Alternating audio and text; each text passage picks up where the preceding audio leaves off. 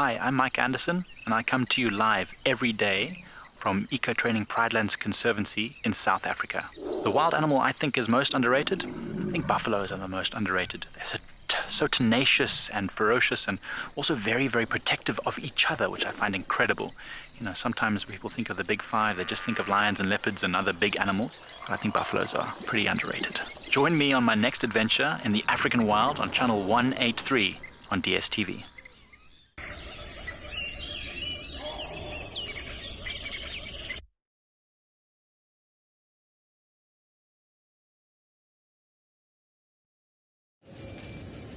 This program features live coverage of an African safari and may include animal kills and carcasses. Viewer discretion is advised.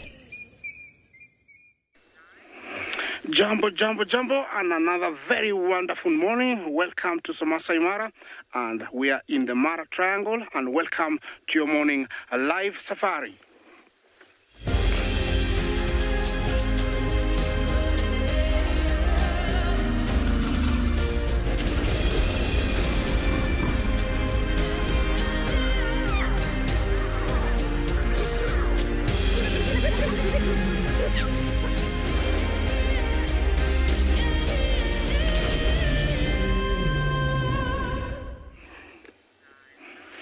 Jumbo everyone, a beautiful morning it is indeed, and I have elephants and a beautiful sunrise. We are here in the Masai Mara, in the Mara Triangle, and this morning our weather is very pleasant. We are at 17 degrees Celsius, which is perfect to start the day, and looks like it's going to be a very warm day. I have elephants in front of me. Yes, well, my name is Isaac, and on camera I have Bungay. Our mission this morning is to look for cats, but as always, we start with what we can find. We have elephants over here, and they're really silhouetting in the sun, and it's such a wonderful thing. Remember to talk to us on #WildEarth. Also, you can send in your kids' questions at WildEarth TV and also at FC. This morning, I came across this elephant, and looks like they are heading back towards their usual spot, the marsh, and they're just displaying it beautifully and telling me that it's going to be a beautiful day. I hope it is for you also. Elephants never stop eating. They're constantly on the move, trying to fill up their huge intestines. They can consume up to 1/4 of a ton of food every day, and that's why constantly they have to keep eating, because also the disadvantage is not everything they eat is properly utilized. Filling it is a job that they commit themselves to, and they feed for about 18 to 20 hours a day.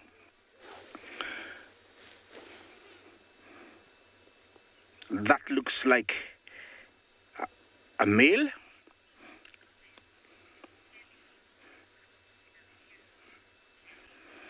Kelly Jumbo, thank you for your comment. What a view. Indeed, it is a wonderful view.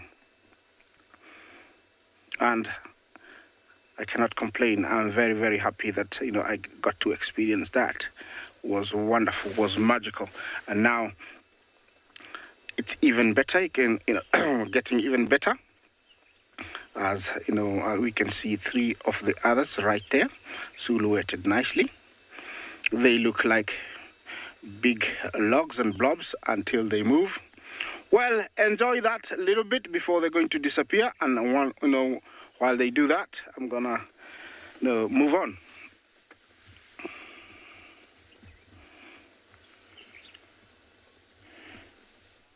Good morning and welcome to Djuma Private Game Reserve. In fact, in this case, the very eastern fringes of Simbambili Private Game Reserve, here on the western fringes of the Greater Kruger National Park.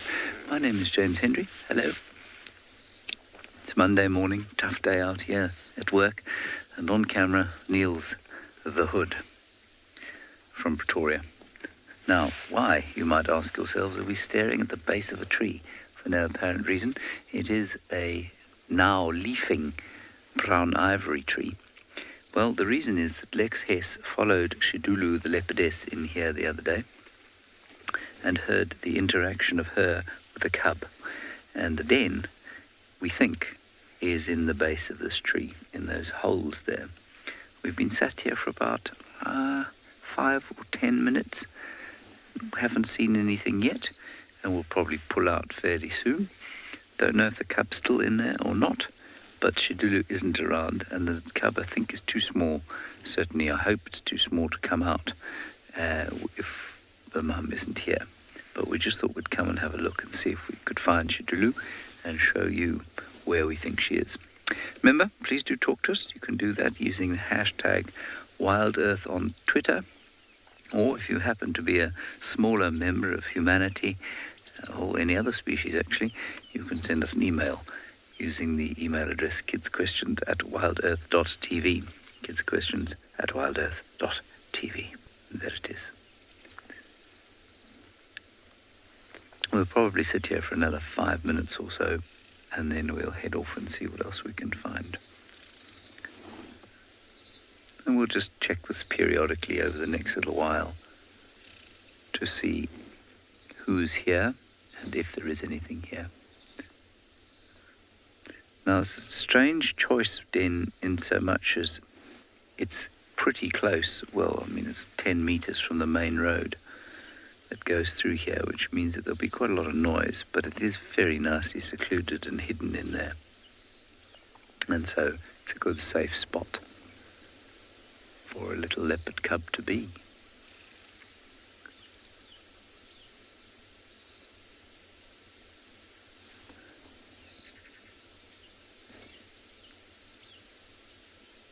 Very subdued morning chorus, I think, similar to yesterday because the cloud overhead is thick. There's a bit of moisture falling out of it. So just a few francolins, and we've had alarm calling robins around here, and I thought maybe they were indicating the presence of a leopard. There might be a leopard here. It's very thick. It might just be that I can't see them.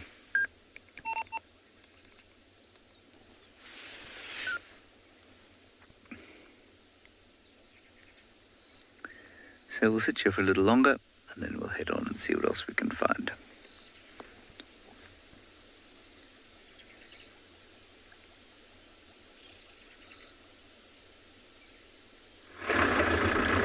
Well, the elephants left, and they had all the right to do that, so I decided to come to this high vantage point that can give me an added advantage.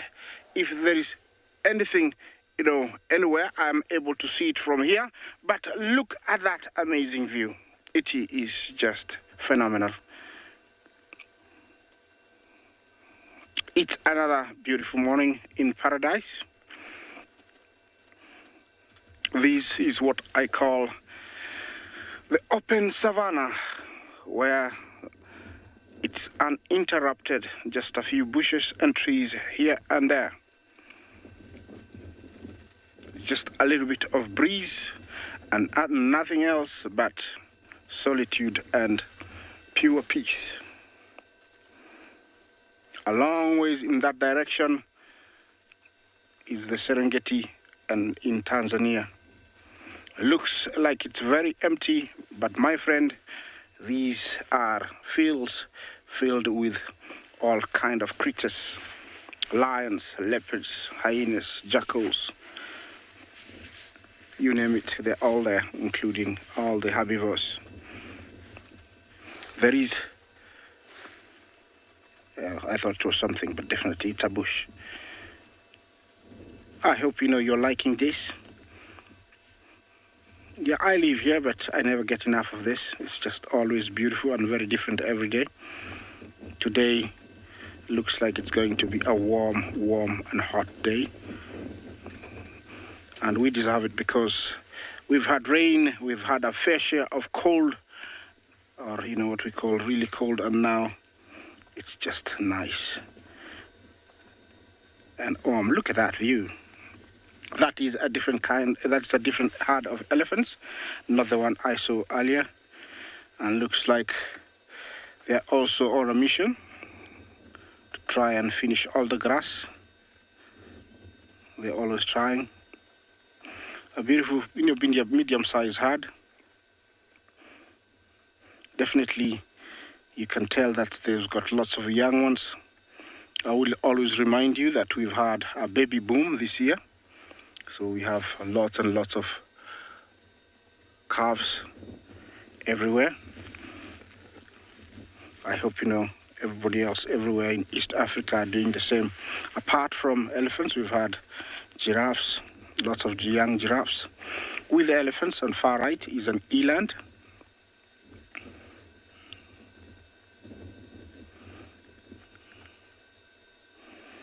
This is, I would say, a very good time for elephants to be grazing. It's not hot. They love this kind of temperature. When it's hot, you will see them flapping and moving their ears much faster, or fanning the ears. Let's try to cool off. But right now, you can tell it's just perfect. And being here for more than, I would say, 1 hour out in the open, exposed to the sun, definitely you feel the impact, and I'm sure everybody knows the feeling of that beautiful extra sun when you've been feeling cold. Yeah, it's just beautiful. Apart from me talking, I can't hear anything else. I'll give you, maybe 5 seconds to hear what I can hear, if you can hear it.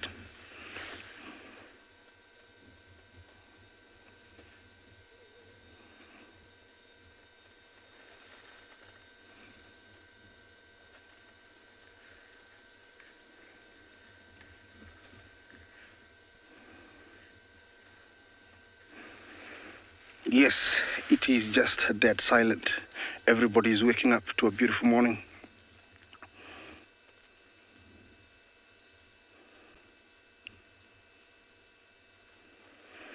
Remember, we're in the Mara Triangle, and the Mara Triangle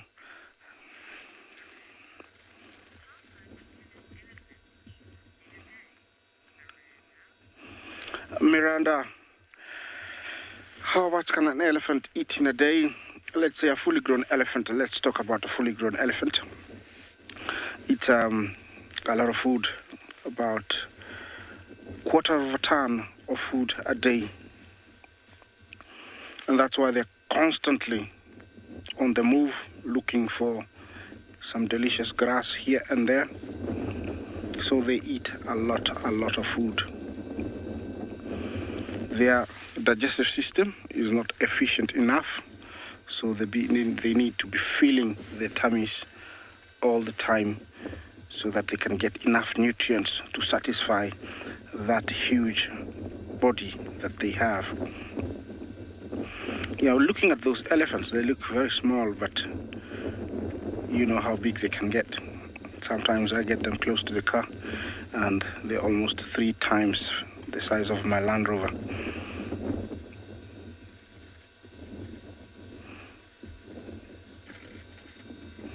That is what I'm looking at, and it's just beautiful sometimes to see them from a distance. It is just amazing. I'll leave you with that view as I use this vantage point to look for something else to show you.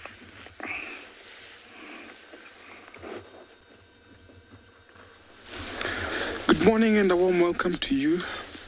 This other side of the Masai Mara. We have lions that are sleeping there. It seems like a very nice morning. My name is Tim, and behind camera is Big James.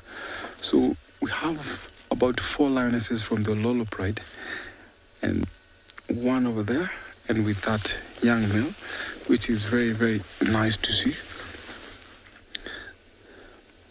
Those lionesses are sleeping and looks like they had a very big meal. So these lions have been here for around 4 days. So out in the forest, just below where you see those lions sleeping, I can see some vultures inside that thicket, and some are perched up on the tree. So whatever these lions had in there is a very big meal. Probably maybe a hippo or a big buffalo. So normally when lions have a big kill, they'll stay within that area until they finish it completely. And it seems like it's a very nice place where it's concealed away from the vultures and away from hyenas. We're just about 10 minutes from camp. So we all had this from last night. They're all raw. And there was a big fight. I think hyenas tried to come here, but then these lions managed to push them off. The reason why he's never left this area for those 4 days. Very, very nice.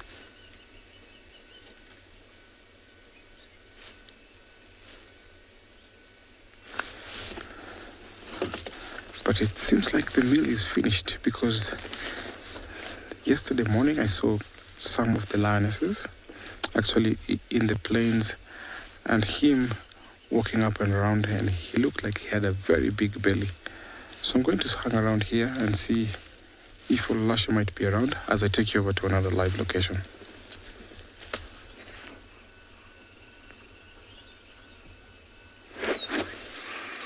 Good morning from andBeyond Phinda Private Game Reserve, where we've had a good amount of rain during the night, and we've parked up on a hillside watching the clouds as they disappear.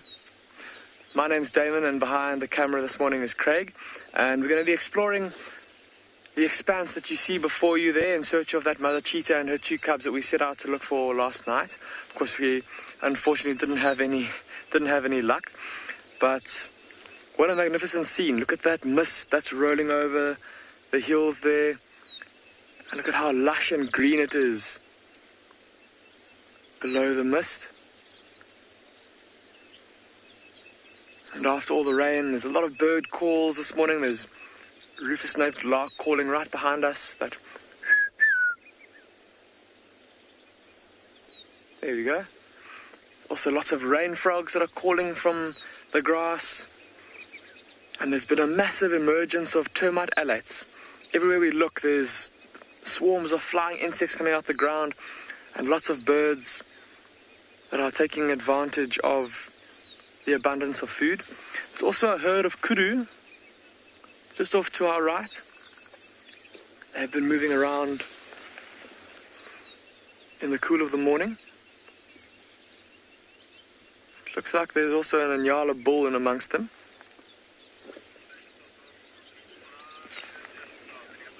There's the Ngala on the left-hand side of the screen, and the kudu there on the right, a young bull. See how he's just starting to get that first kind of turn there in his horns.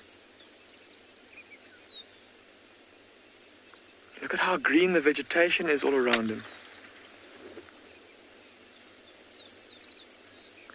Busy feeding on some fresh green leaves there.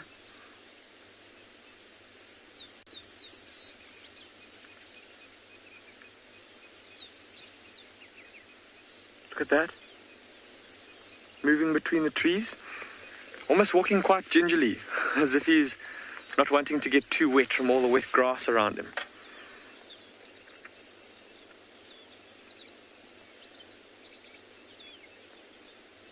He's very selective with what he chooses to feed on.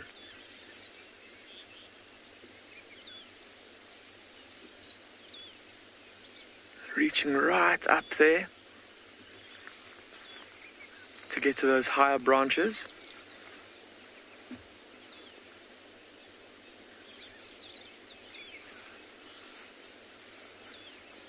So I hope you can all hear the bird calls in the background. It's really fantastic. But a lovely scene to start the morning. Craig and I are going to leave these kudu and these Ngala. They're probably going to keep on feeding through the cool of the morning. And we'll be paying careful attention to animals like these because, of course, if this kudu or that Ngala sees this cheetah that we're looking for, it will start to alarm call, start making an alarm, like an alarm bark almost. And so we'll keep a listen out for that as we search for this cheetah.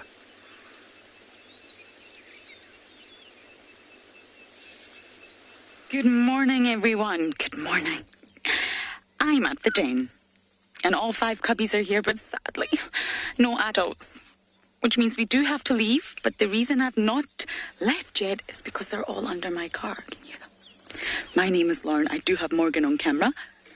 Oh, they're all here. No, you've been naughty. Don't want to give them a fright, but we cannot have hyena cubs eating the car, I'm afraid. Everybody's here, Ribbons boys, and Ngwazi and Shambulu. Corky's little girl, there she is, looking so beautiful. And the Hearts pair. So I don't want to turn the engine on right now, everyone, because they are literally right under the car. I see you all. This is very naughty. I'm going to tap the car again. No, they're not even bothering about that.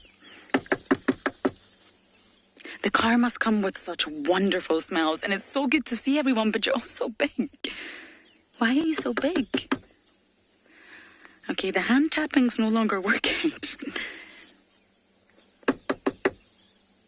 Oh, goodness, this car must smell delicious. You can only imagine what we've driven over and driven through. I am going to have to turn the engine on. We don't stay at the den without an adult. We have to come to the area and obviously scope it out to see if there's any adults there. But sadly, there's no one, and you're all under my tyre. I don't know if you can see this, Morgan. Can you see this? It's just so naughty. I don't know if you can see anybody. They're right here. Come on. There you go. Okay, there we go. Once all 5 of them run in front of me and they're all accounted for, and I know that they're not underneath my car, I'm going to start. But it's so good to see them. And of course, there was speculation about Intima yesterday. Chantel, yes, naughty baby hyenas. They're just very attracted. They're very habituated to the car. And they're very attracted to the smell. They're curious. There's no adults here. They're stimulated. They're probably a little bit bored. They're waiting on some fun. And sadly, the car has become the place of fun. Now, I've not been here in 5 weeks, but I still want to get a 100% confirmation of the gender of Hearts cubs. I think it's a girl and a boy. And I'm going to check some other dens today because I looked at Intima and I can't decide. She was looking very skinny, but I can't decide. Is she pregnant? Has she given birth? We didn't get a good enough look, but her nipples were not as prominent like that before when I last saw Intima. So maybe it's a good idea for us to check the other dens around as well. Okay, I'm going to do more tapping, a little bit louder this time. It's like being in dog training classes where my beagle just does not respond or listen to anything I say. Okay, I am going to leave here because we have to. I just need to be sure that they're not underneath my car. Anyway, it was a short but wonderful sighting, and we will move on.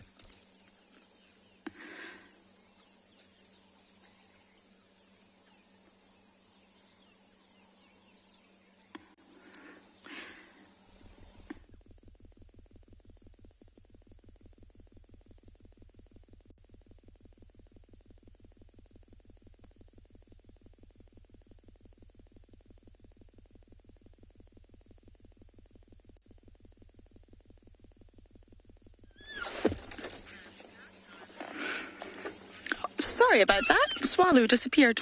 I don't know where they have disappeared to, but we are still here. Can you see this little one, Morgan? Is this possible to put on camera or completely impossible? One of Hearts pair. Ah, there we go. You see? I'm really hesitant to turn this engine on, but I need you all to get away from the car. Yes. My goodness. Okay, maybe if I make a little bit of movement. No. Okay, there we go. 4 of them have ran in front. We're missing 1.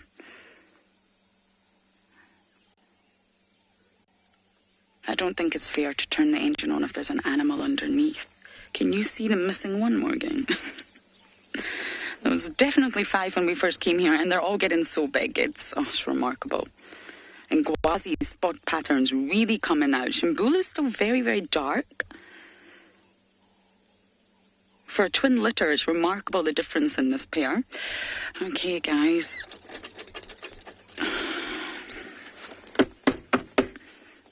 Yeah, I can see the 5th one right in front of the car. All 5 are accounted for, which means I can turn my engine on. So we really are leaving now, I promise.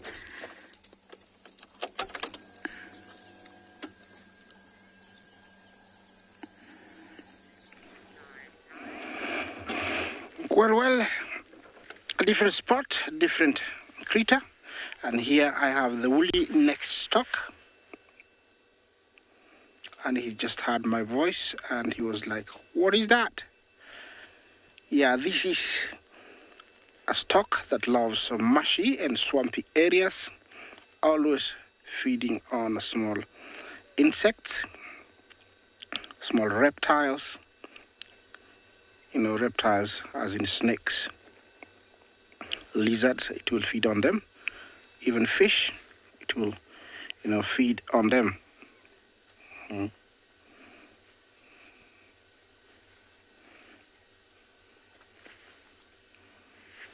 You always find them, alone or in pairs.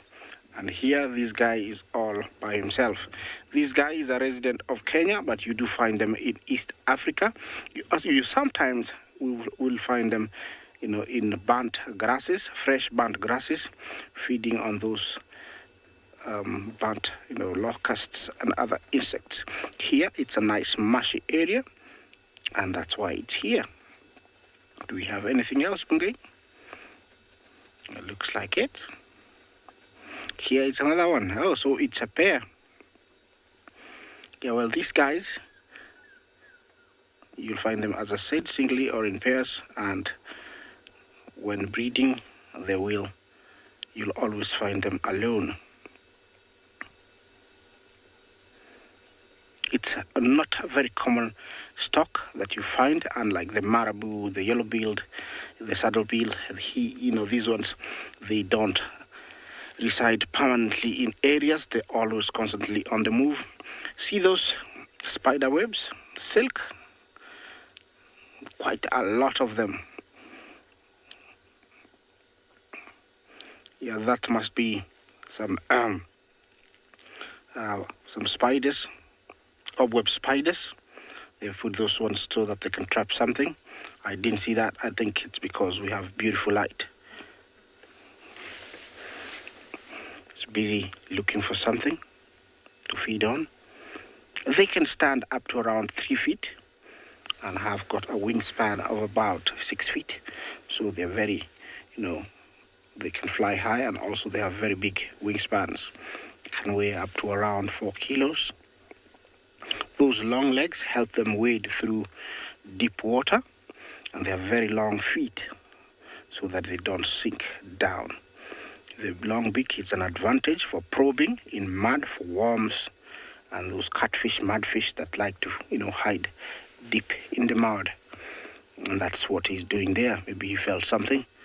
He normally will poke it a few times until it moves or wiggles, and then get eaten. Early morning like this is a good time to catch them when they're very, very busy. When it warms up, they will, go on top of a tree and just roost to digest whatever they ate in the morning. Well, it's a beautiful sight, but I'm going to move on. Let's see what's happening in another live location.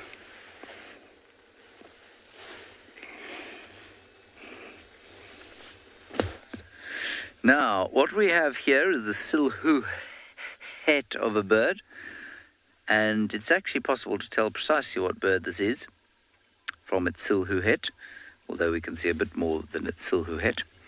It is a small brown eagle, not always brown. This is actually a really nice example of a chocolate brown eagle of this species. And the way you can identify it just from this picture is that tiny little hint of a crest that is at the back of his head, or her head. And that immediately identifies this bird as the Wahlberg's eagle. I haven't spent a lot of time around Wahlberg's eagles this season, and they're always such a cheerful bird to see come the end of August, beginning of September, because, of course, they are one of the first migrants to return, them and the yellow-billed kites. There you can see that little hint of a crest on the back. And I suspect this one and its partner have a nest close by here. We checked the den site once more, did a little loop around, didn't find anything, and so we'll continue and then maybe pop back there a little bit later. It's quite difficult to find tracks as well where we are because the road is hard and has been driven by many vehicles.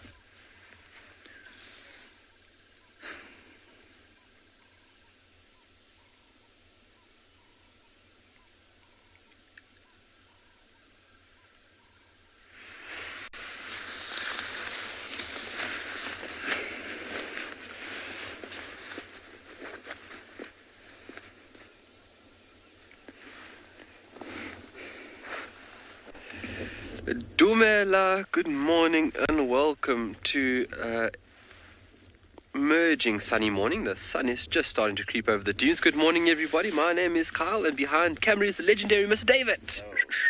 Welcome, thank you very much for joining us. And what a beautiful scene we have playing out over here. The sun illuminating the dunes and the moon is still up and about. It doesn't look that far.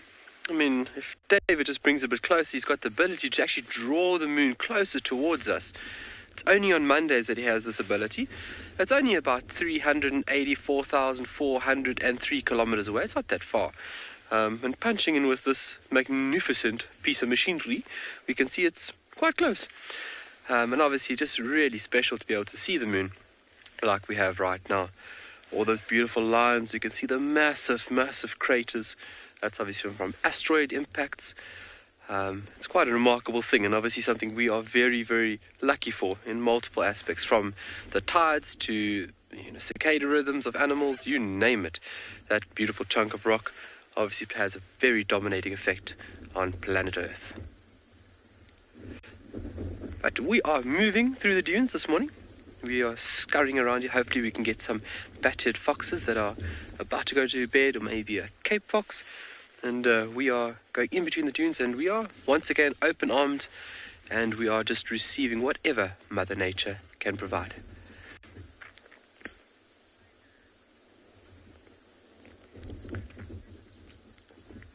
Tyler, how long will this moon remain visible? This moon will still be up for another 20 or 30 or so minutes, and then it should be almost on the horizon. I'm saying about 6:30, it should be just before the horizon, and then it will set. Obviously rotating with us, and obviously it's spinning around us. Obviously we're spinning anti-clockwise, and we rotate around the sun.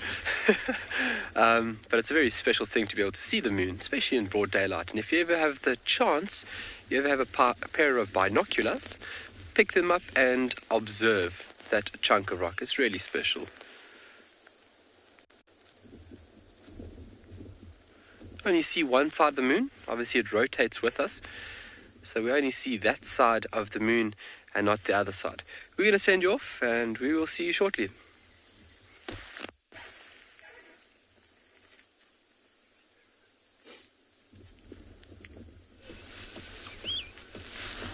Welcome back to the Mara, and our lions have not yet moved. They're still here, and it seems like they're going to spend the rest of the day.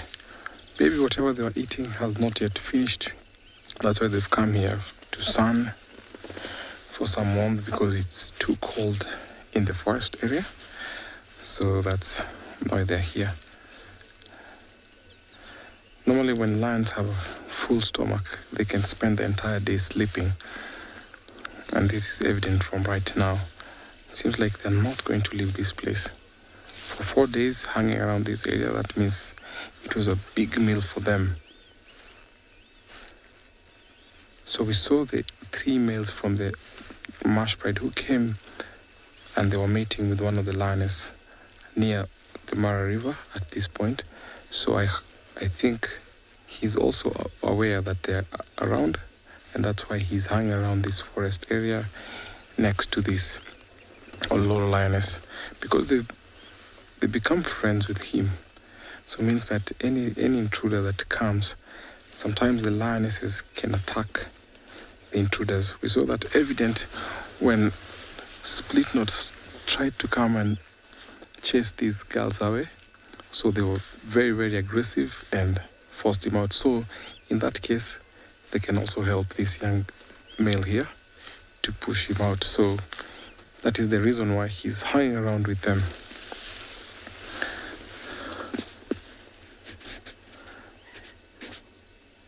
can only hear vultures trying to get into the carcass there, but I can't really tell what's there.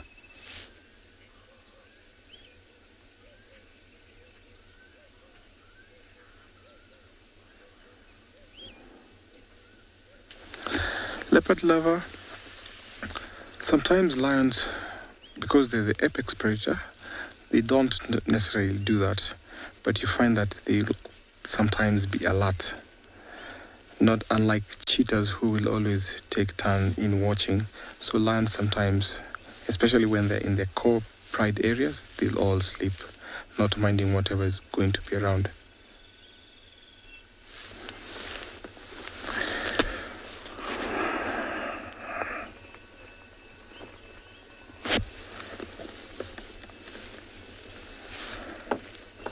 Now that I know they're here, I think I might try and go find something else.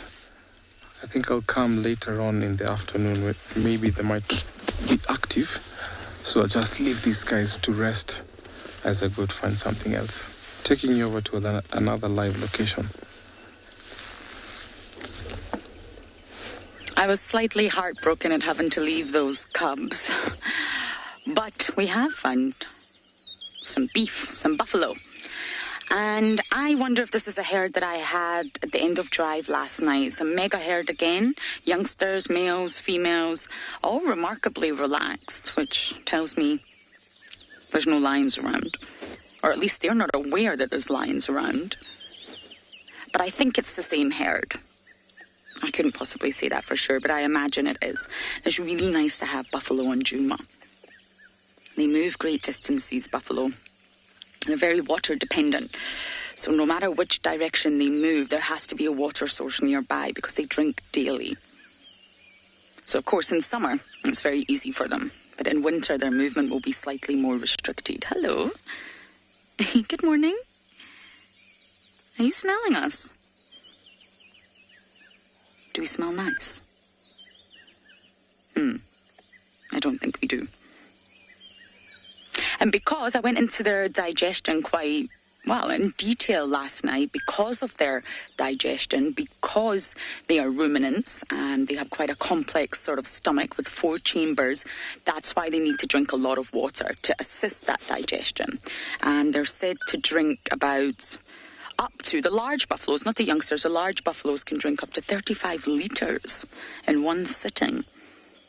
As soon as they go to a water hole, 35 litres. Wow. Can you imagine? I'd be on the toilet all day if you drank that amount of water. But I did hear on the radio not so long ago that the lions, I think they're referring to the Talamatis, have came west, which means they've moved in the direction of Djuma. So because of the weather conditions today, it's very overcast, drizzly. I wonder if the lions are following their scent. Are you guys being extra vigilant? Buffalo don't really get recognized for their excellent senses. They really, really have got great sight, great hearing, and a really acute sense of smell.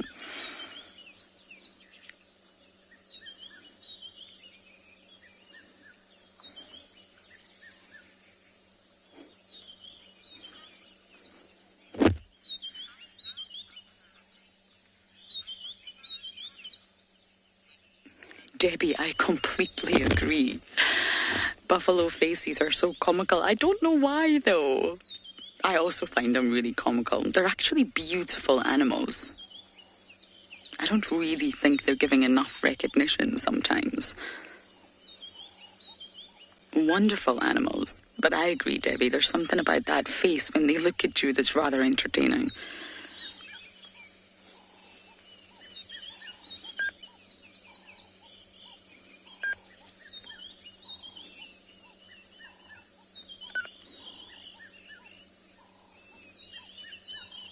I'm just letting you listen to all the wonderful sounds of the bush. Now, we are going to come back to the buffalo, but first, I believe I must go and visit Sebwig's mom.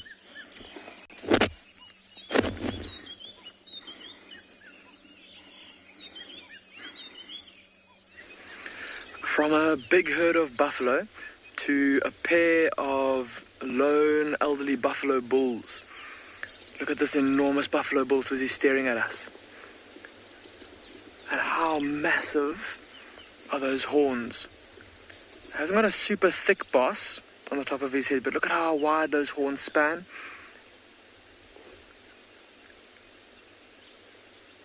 So have a look at his left ear and how it's hanging down. It's all floppy. He's obviously damaged it somehow. It might have been from ticks, from an over-infestation of ticks that have maybe choked the blood supply to that ear and maybe damaged it. It's almost like his cartilage has collapsed. A very intimidating stare, this buffalo bull looking at us. No doubt just wanting to investigate, see what we are, what we're doing. Have a look on the very tops of his horns, and you see how there's a bit of like a reddish tinge to them. And there's also bits of bark, fibers of bark that are on the top of his boss. And where that has come from is, I'm just going to ask Craig to zoom out and pan slightly to the left. And there's a little bush there, or a young tree, that he's been scraping with his horns.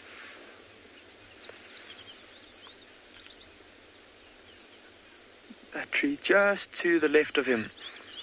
If you look at the base and see all that bark that's been shredded off there by the buffalo, as he's been kind of rubbing his horns against the tree. Almost like a way of showing off. And maybe even a way of kind of venting, if you will. As I said, there are two of them here, two old buffalo bulls. Looking at them, the hair on their rear ends is all but gone. There's patches of bald, or bits of bald spots along their backs, where they've also lost their hair.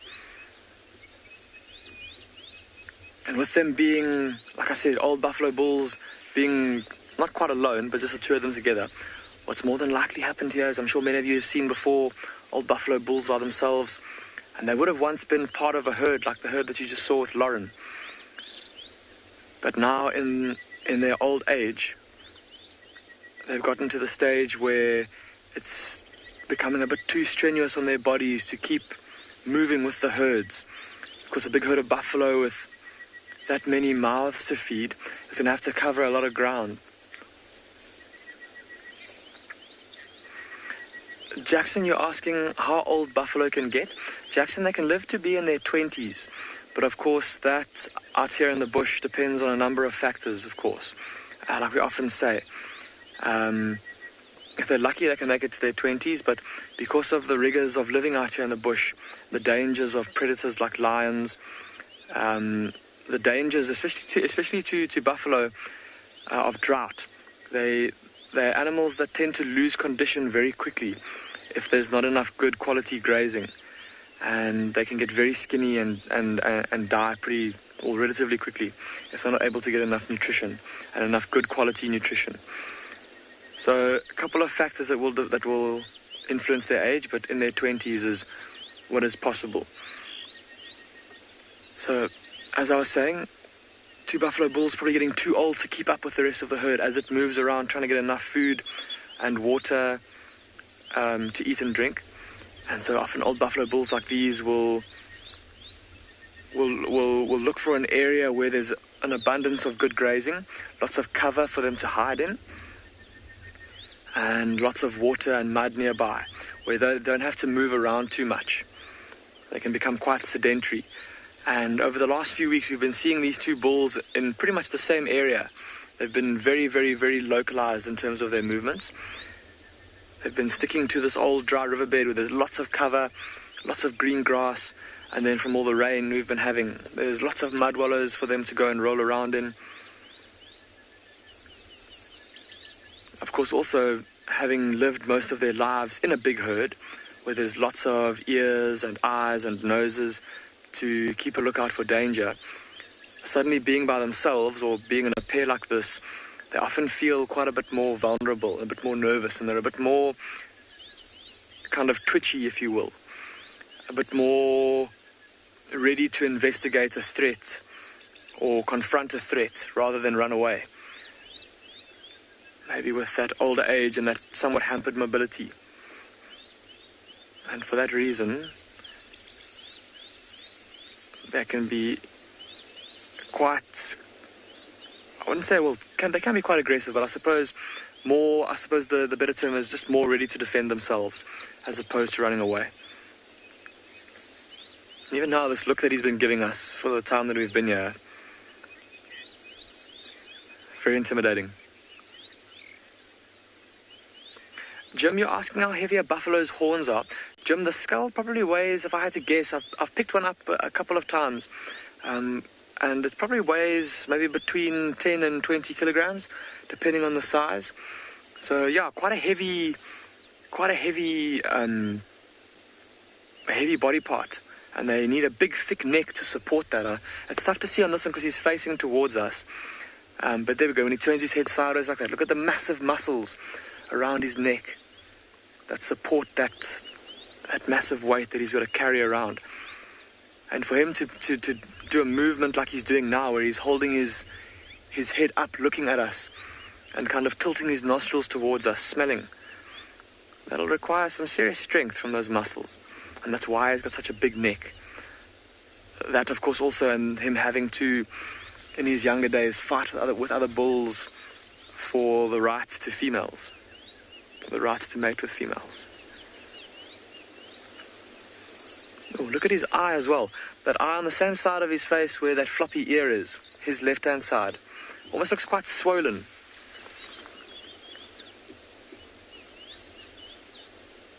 Definitely a bit more swollen than his right eye. And I wonder if maybe, while he was still part of the herd, maybe it was kind of the action that led him to wanting to leave that herd. Maybe he got into a fight with a younger, stronger bull.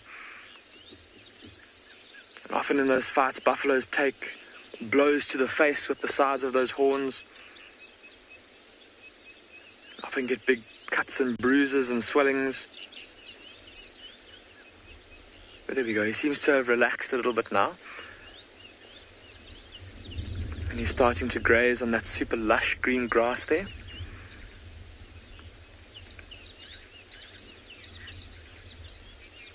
Well, I'm glad that buffalo relaxed a little bit there. It was getting quite intimidating having him stare at us like that for so long. Craig and I are going to leave these buffalo now to continue with their feeding. And we're going to see if we can find any signs of that female cheetah.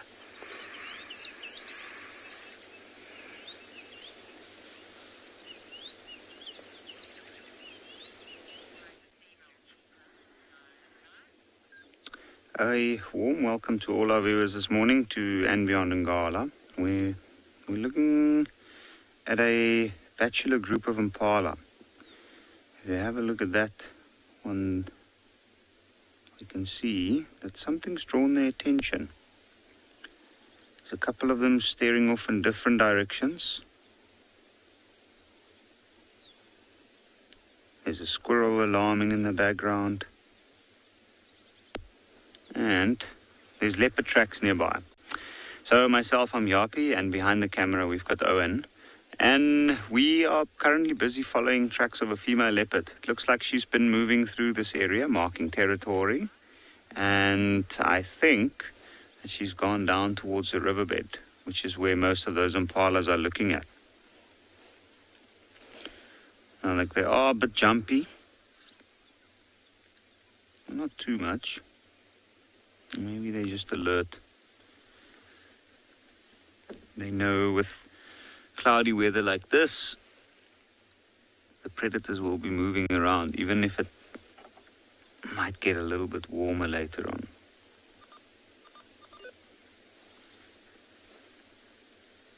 Now, there's only males in this group.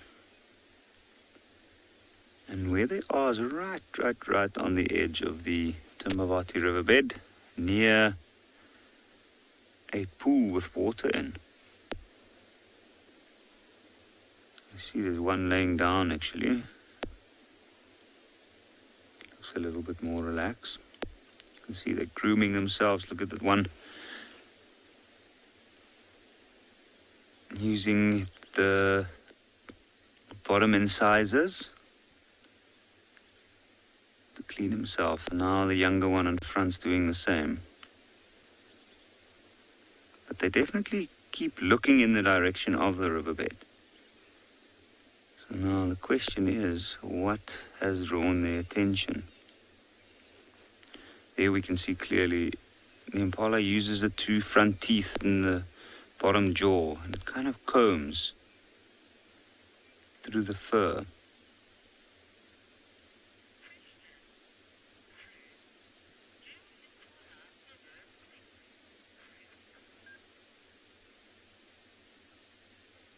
Bruce, I think if I got your question correctly, do impala ever blink? They certainly do. If we look carefully, we might notice that there's a few flies around this impala's face.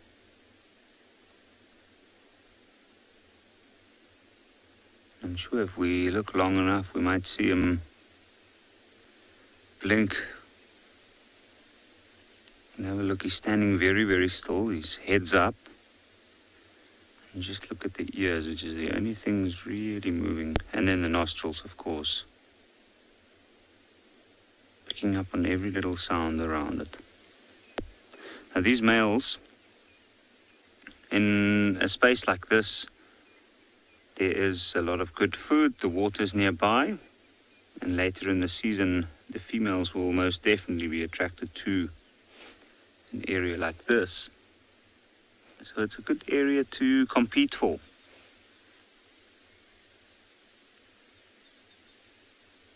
You can see the bottom jaw moving in a circular motion. Well, that's because he's regurgitated what he's ate earlier.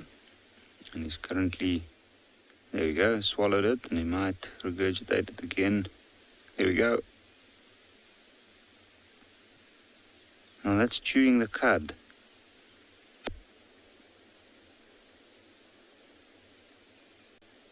So he's bringing that ball of chewed grass or plant material back up so that he can put it under the molars in the back of the jaw and then chew it again. Now that helps with the digestion process.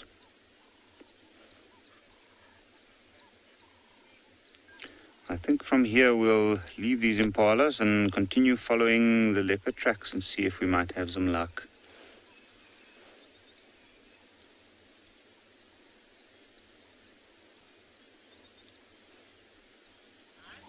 And here we are with Sedgwick's mama. And I want to personally thank Joy. You pointed it out to me yesterday. As we were here, there seemed to be movement that wasn't coming from Sedgwick's mom herself. So Morgan's going to zoom in to what we think might be the chick. You see how there's just, her feathers are sticking out. There's just something in there that almost just looks like a white-grey ball of fluff. I think this is a chick. And apparently many of you highlighted it yesterday and it wasn't passed on. So I do apologize about that. I didn't see it. We looked through a tiny monitor and there's just the most fleeting movement under her wing. I think the new chick has arrived, everyone. So congratulations, Mummy Owl. And I think since we spotted it yesterday, it's safe to say we'll go with yesterday, the 1st of November, which would make sense because we found Sedgwick on the 13th of November and we were convinced Sedgwick was 2 weeks old. Are you seeing movement, Morgan? How exciting. Now, we can't see much, but there's definitely something under her wing. And thank you for everyone that did point it out. Oh, we're going to have a new Sedgwick in town.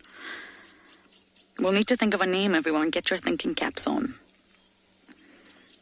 Morgan Wig doesn't really work.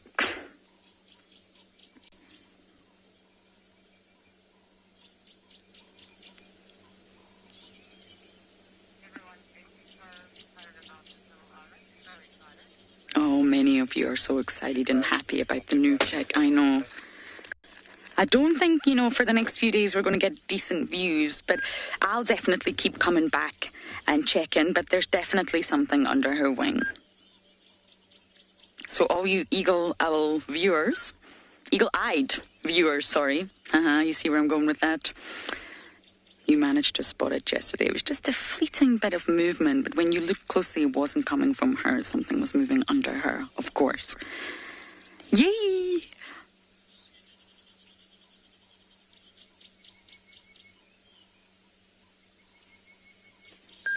Now, they're born remarkably altricial.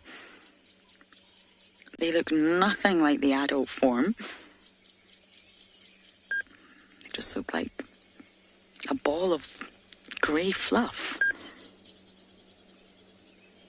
But it means once again we can follow the development and the progress of a spotted eagle owl chick. I think all of us last year learned more about spotted eagle owls than we could have ever imagined. We all became experts.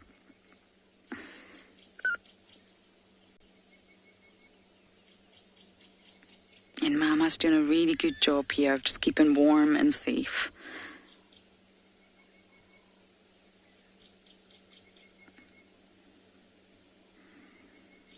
And the wonderful thing about this owl is they're very habituated. So she's up on the embankment. But our presence here is not disturbing in any way. She's just resting.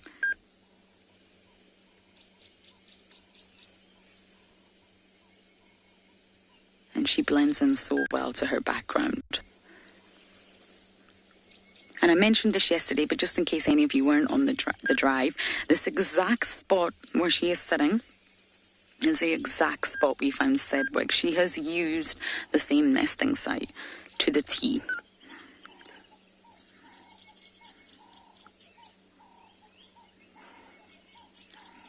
I was hoping for a little bit more movement.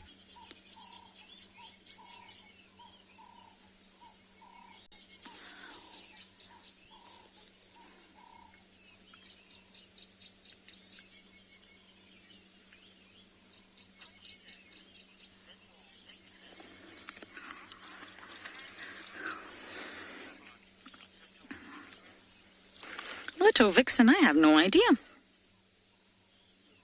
I do not know what these ants are feeding on. I think they're just moving, looking for food. There's ants everywhere right now. Unfortunately, the zoom can't go any further than that. The ants don't even look like they're feeding, actually. They're just walking, they're just moving, using those keen sensors they have on their antenna to find food.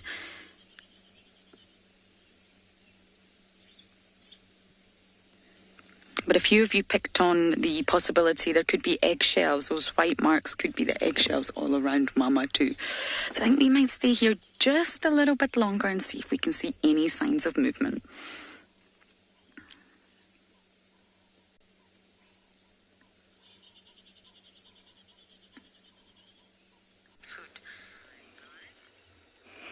Well, from the owl, I hope we can get a glimpse of that little chickie. To my fast sleeping hippos. Yes, if I count animals that can sleep for many hours, hippos will rank amongst them, but they have almost the same amount of hours as us. They spend about 13 hours in the water, 13, 14, and the rest is left, is spent sleeping. Most of the pictures you'll see of hippos anywhere in the world will be of them sleeping. They are the most common, and this is what they're doing here. It's called a pool or a pod of hippos. Consists up to 30 to 120 members, depending on where you are. In Lake Kariba, in Zambia, and, in places like Mana Pools, in Zimbabwe, all those places you will find hundreds of them. Here in the Mara, you can see a good 60 to 80 in those hidden spots where we rarely go because it's very thick bush. You'll find 60 to 80. Here, We have a good maybe 30. There is a dominant male who pulls the strings. You know, he allows other males to come in or not, but they're only allowed when there's no female in season. When a female comes into season, there is trouble. He doesn't allow anybody close. That was a very well-found spot. Look at that. He just came in and found that spot and took advantage of, I think, a cousin or so to use him or her as a pillow. And already, boom, he's asleep. Just like that. Must feel very good, you know, to be back in the water. Maybe he was overheating. Remember, you know, body temperature of hippos can be from 15 to 33. So it's always nice.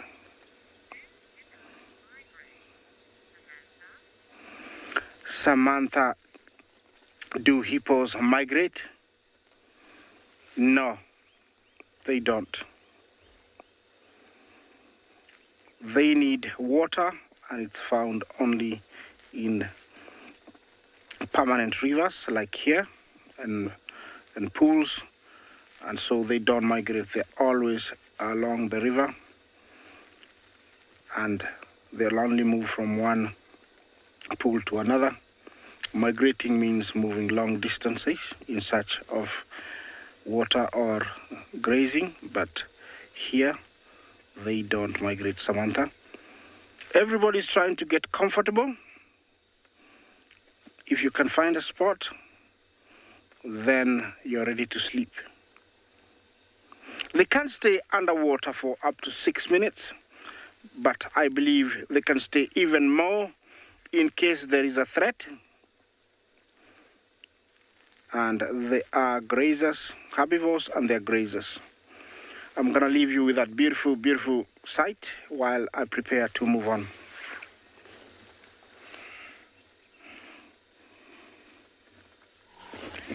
The chick is moving, everyone. It's so exciting. Okay, in case I didn't really know what I was looking at either, but right in the center. Oh!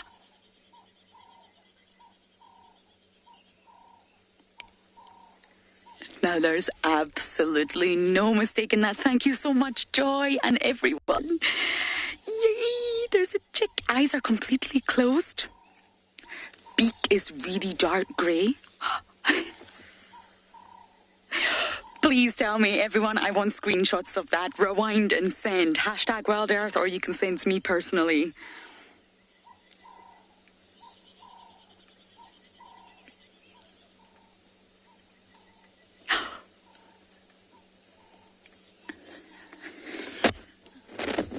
I think Chick wants to say hello.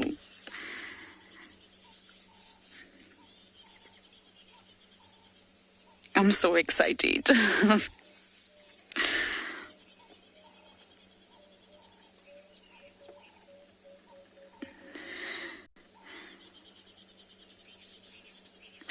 Hi. Welcome to the world.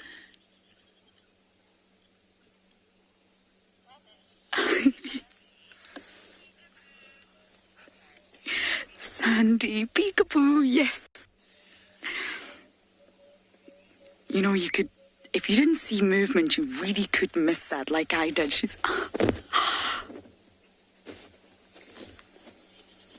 Morgan is smiling from ear to ear.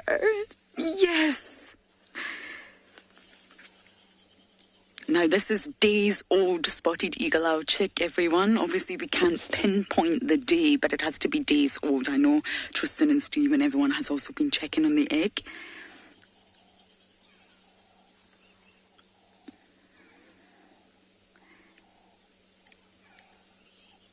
You see how it's got white on the beak? It's probably where it pierced us out of the egg.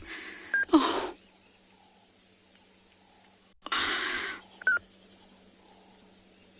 Oh, I could cry now, but I won't. I won't embarrass myself in front of you all, but what a lovely moment.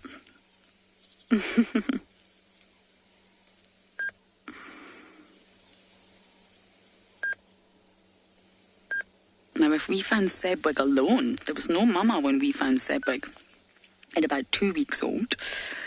And I wonder when Mum really will start to leave the chick.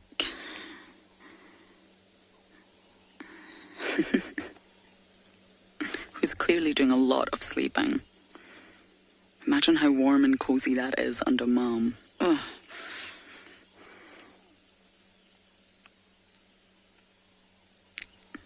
So I'm going to go with the 1st. The 1st of November was the day we first spotted this chick.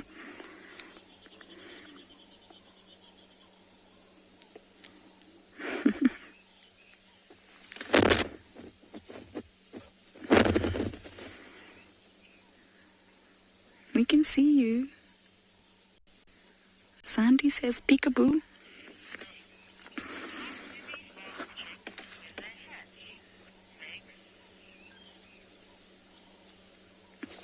Did you get that name, Morgan? Meg? I'm going to go with Meg. Meg, you're asking how heavy they are when they hatch. My goodness, what a question. I do not know. I'll open up my bird app. I imagine a few grams. Very, very light. They're remarkably altricial. Really, they've got a lot of development to go. A lot of parental care investment. Meg, I don't know how heavy they are. They can't weigh much. And unfortunately, my bird app does not say. So the female will need to leave to feed at some point and defecate. I know that sounds rather not very pleasant, but she will not defecate near her eggs or her chicks. She will go to do that. So she will leave the chick at some point. But maybe for the first few days she'll stay with it. And then the chick will just be left there alone. And that's why it's nestled into the ground, blend into the vegetation.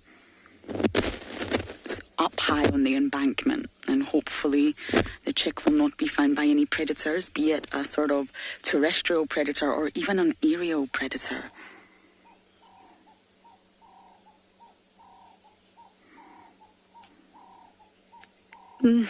How lovely.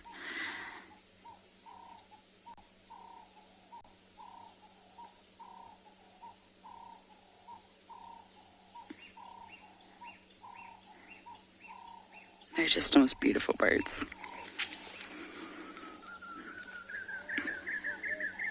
And for those of you that might be new to WildEarth, you're in for some emotional moments as we follow this little chick. We saw Sedwig first start to walk, take his first flight, call for the first time.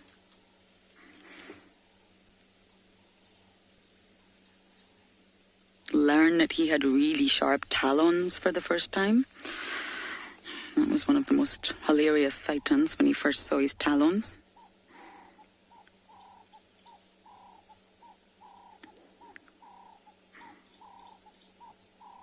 And then slowly but surely, eventually Sedwig himself or herself dispersed.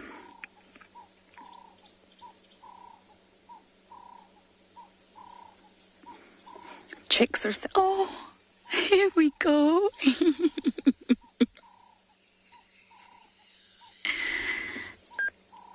Oh.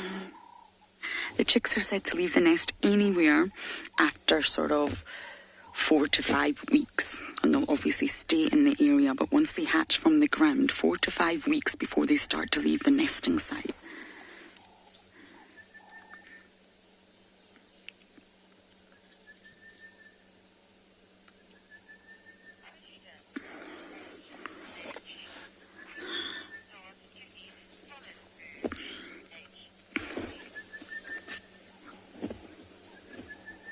HH, you're asking when do they start to eat solid food? Again,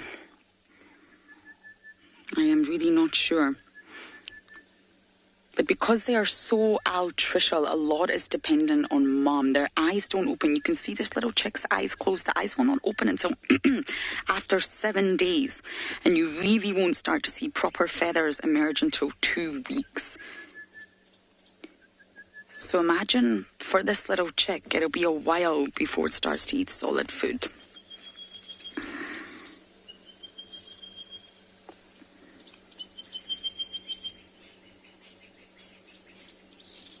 know it's around sort of 8 weeks before they start to hunt for themselves. It's a long sort of process of development for these chicks.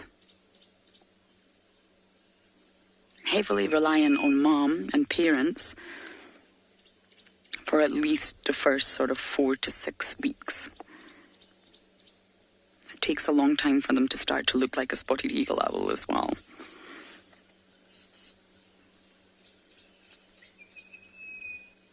Do, do, do, do, do. My favourite bird call. Orange-breasted bush shrike is somewhere.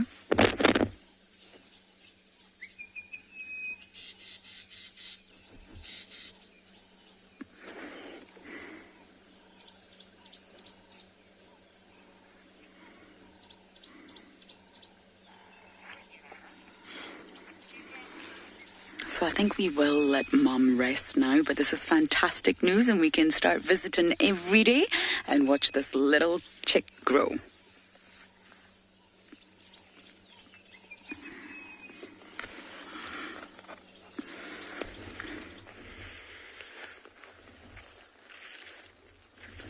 Welcome back to Tswalu. Welcome back, welcome back. Lovely small shrub-like tree we're looking at right now. We just thought we'd stop and appreciate this beautiful, beautiful tree. Obviously, its general appearance is fairly easy to recognize in comparison to all the other trees we're looking at. It's got this almost like silvery, light green coloration to it. This is a grey camel thorn. I don't like doing this, but I'm just going to pick this little leaf right over here. Actually, let's do this here. So, looking at trees, we've been looking at trees and looking at different parts of the trees to identify them is how they are grouped. And if we look at this one over here, you'll see that it's got the same leaf structure as that of the camel thorn, but it's not as green and as vibrant as the camel thorn. It's got this almost like grey, silvery appearance to it. Also nice thin spines, you can recognize it by that, bipinnately compound leaves, and then its general all-around color is fairly easy to recognize. It's a fairly dominant tree as we get out west. Obviously, if you think about the soil starts to change, and that obviously allows different species to inhabit different areas on Tswalu. So going out west, this is a very important browsing species for things like eland, which would utilize this tree out to the western sections. You won't find this tree around the mountain sections of Tswalu. Obviously, the soil content, the structure is not right. If you take a look at soil and as well as rainfall, that is obviously the distribution, how the distribution of trees is formed. But a very nice tree to look at. And if David can give us a nice overall look over there, you'll see that the color is fairly distinctive in comparison to, let's see, where is the little camel thorn? There we go. So if David can look at this one over here, and then if he can drift left for us over there, you can see the color of the camel thorn is very different in comparison to this grey camel thorn. This is Vichilia hemotoxylon. Vichilia is obviously its new taxonomical name, previously known as acacia, no more acacia for Africa. It's now known as Vichilia. And we spoke about the name itself and how are we going to remember that. And if we look at the thorn over here, or the spine, it's showing you Vichilia, V, there is your V. So the ones with the straight thorns is referred to as Vichilia. And then if we look at the ones with the hook thorns, they've got a bend in them, just like so. That will be Senegalia. So they've taken that family group and they've now split it into two, obviously in correlation to the little bits and pieces that are found on the tree. But very, very nice to look at, and a very pretty leaf structure itself. Obviously where that leaf is broken up into little mini leaflets, and that's how they group trees into certain family groups, is by looking at the general leaf structure, looking at a few other bits and pieces, and that's how they categorize and group trees. And also a very easy way of how we get to recognize them is by looking at the structure first and foremost. It can be very tricky, especially if you look at the Eastern Cape. The Eastern Cape has got a high diversity of different tree species, and that's because of the amalgamation of different soil or geological features within the area. It can be very tricky, but then also very, very stimulating, let's say that, for a naturalist or a guide. Very, very beautiful. We are still moving about, scratching around here. It seems like a very quiet morning here in the dunes.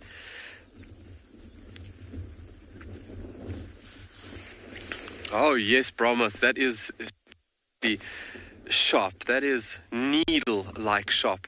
And that appendage there, that's a modified piece or modified part of the plant, and that is there just to protect the plant, especially from browsers. Things like eland, things like giraffe coming to nibble on these little nice juicy leaves. That there is somewhat of a deterrent to say, hey, please get away from me and leave my leaves alone. And obviously after time, if those aren't enough of a deterrent, then obviously the leaf will start, or the tree will start to produce things like chemical compounds like tannins to make the leaf bitter and foul tasting. It also wreaks havoc on an animal's digestive system, especially when it comes to rumination. Rumination and talons don't do very well. We have recorded in South Africa where areas have gone through a massive drought, trees still have foliage. They found that the animals were eating but unfortunately dying, and that was because of the tannin not allowing the body or the stomach to absorb all the nutrients that it needs. But really beautiful. I mean, look at that. Yeah, very fine. If David punches right in there, you'll see that it's got this beautiful uniform pattern with on one little leaflet. Look at that. That's really remarkable. Trees are fascinating things. Obviously, we've been looking at them, and they've been around for a long time. So they've learned different skills, and they've adapted themselves in such a manner that they are defending themselves. They're thriving, not only for themselves, but if you think about trees like this, they actually enrich the soil for smaller plants around them. We're going to send you off to another incredible location, and we will see you when you get back this side.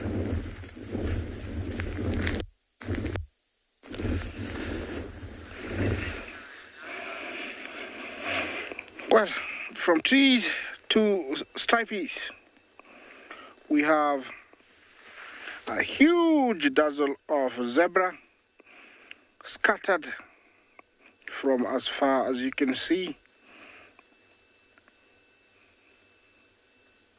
All these are parts of the migrating herds that visit us every year. Sometimes they stay a little bit longer because they can, and that's what they've had done here this year. There is plenty of food in search of grass, and the highly nutritious grass that they look for mainly is the red oat is the main one that's highly nutritious, related to the wheat family. It's in the wheat family, so that's what they come for, and it's in plenty. And looks like this year they've decided to stay a little bit longer because there is enough of it. Those looks like two stallions, and they're giving one another a pat in the back or a scratch in the back. Using those incisors and a canine in front of their jaws, they are able to do that. We're gonna see it again. I don't think I would stand that. I would be laughing myself. Yeah, it's really cool. Also, the back-to-back, posture is watch my back, I watch your back. They do that when resting in the heat of the day, so that they can rest without any stress. And right now they're really loving it, because the night can be very scary with hyenas and lions roaming all over. It is time to rest.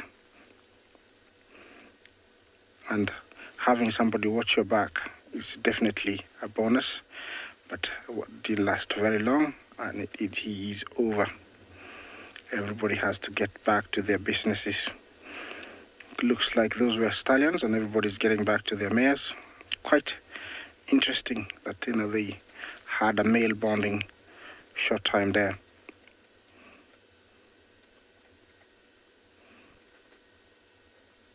This time of the year we can see up to almost 500,000 of these stripies roaming the plains, and they play a very big role because they're always chewing on the top layer of the grass and the coarse bits, because they can, and they're adapted to doing that. With their incisors, they're able to pluck it off the ground. So they're here for that. I'm gonna move forward where there's more zebra.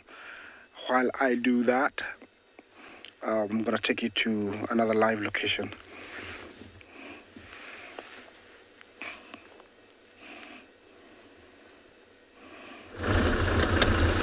So welcome back to the Mara, where we have Bob Marley, or Split Nose, back. He's walking around. We haven't seen him for about a week now. He looks a little bit skinny. Look at him.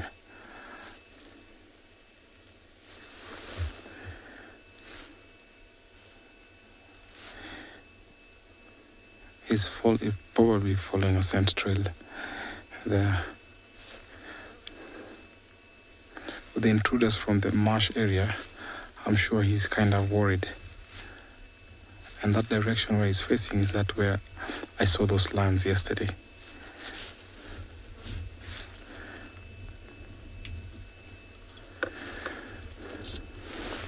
Everyone was worried where Split Nose went to, but now I'm super happy and super excited to have seen him. Look at him approaching the elephants. Very, very nice.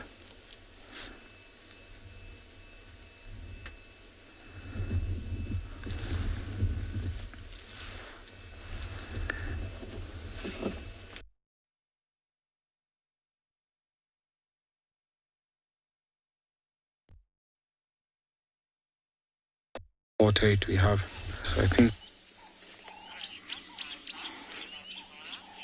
Sorry about that, and you're not going to believe it. We have just been sitting watching the Wahlbergs eagle feed the chicks. Oh, this is so exciting. The nest is about 100 meters, maybe less, away from Sebig's house. And we've just been watching it feed the chicks. I can't believe we've missed it. I wonder if we just stay on the nest, or you might see some movements. Now, I didn't see chicks in this nest. This is a Mulwati nest last year. I only saw a Wahlberg's eagle chick on Wahlberg's Nest Road, which is quite close to camp. Oh, come back. Yes. There was lots of feeding going on. I wonder exactly how many chicks could be in this nest. We've normally got 2 pairs of Wahlberg's eagles that are monogamous, and they meet up again for breeding season down here in Djuma, the northern sector of the Sabi Sands. But Wahlberg's eagles have been known to very, very rarely produce 2 eggs, but it's said to be a really rare event. They normally just have 1 chick. So I imagine there's one. Oh, wait, what's that? I just saw movement there, everyone. Just slightly to the right of the center.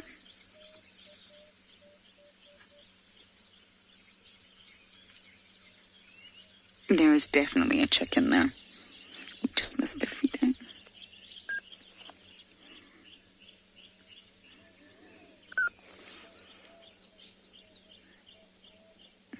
Now, it's very high up. We definitely won't get good views of this chick. I'm afraid that we will get of the new spotted eagle owl. But it's good news. There's definitely a chick in there. We were just watching the dark morph feed. Now, in the 2 pairs that we know of, they're both made up of a dark morph and a pale morph. And I'm sure it's the opposites. And 1 pair, the pale morph is the female, and in 1 pair, the dark morph is the female. I'm going to keep driving to Mulwati and see what else we can find in here today.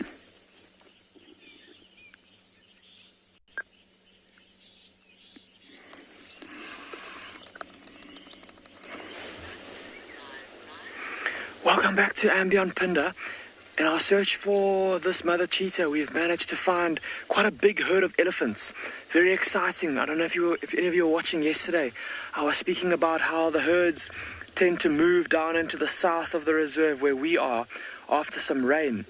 And after the rain that we've had in the last kind of 48 hours, it seems that the first herd has come down. We've just seen a group of about 10 females and their calves, and there's a couple of younger bulls trailing at the back, and that's what we've got now in front of us. 1, 2, 3, 4 young bulls, and then a massive bull that I haven't had a close look at him yet, but he appears, or it's possible that just looking at his behavior that he might be in must. He's the bull on the far left of your screen that has the big tusks, and he was following quite closely behind the females, smelling them as they went, going from elephant cow to elephant cow, checking to see if any of them might be receptive. But he's now stopped in amongst the other younger bulls to feed for a bit. Amazing that even though he's potentially in must, he's quite tolerant of these younger bulls. Obviously him with his massive size, him being in his prime, being much bigger than them and being much stronger than them. It's almost like he's accepting their presence.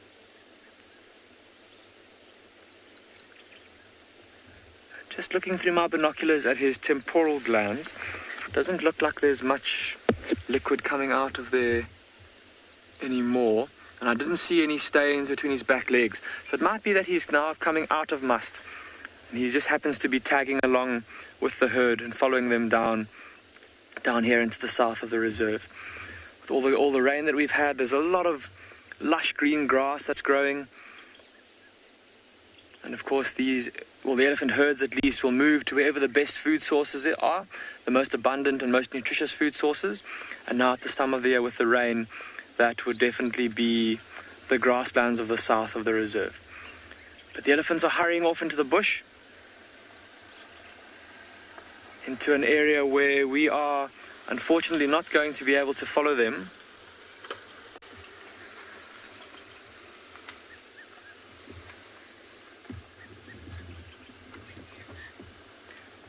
But that was super special, and I'm glad that you guys were able to catch us just for the tail end of the herd as they head off down into the Vakelia thickets.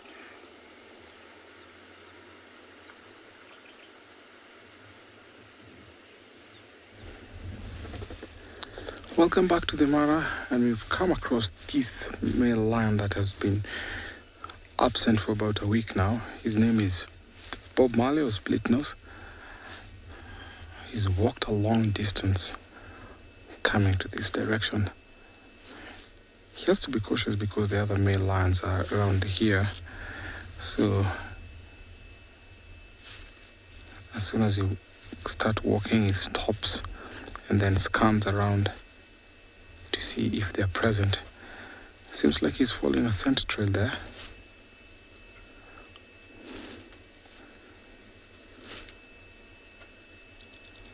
He's probably walking towards the marsh. That is where he normally sneaks to, and then walks over towards the escarpment. So the last time we saw him, he was heading towards the escarpment, and this is where I found him this morning, coming from the direction of the escarpment, heading to the marsh.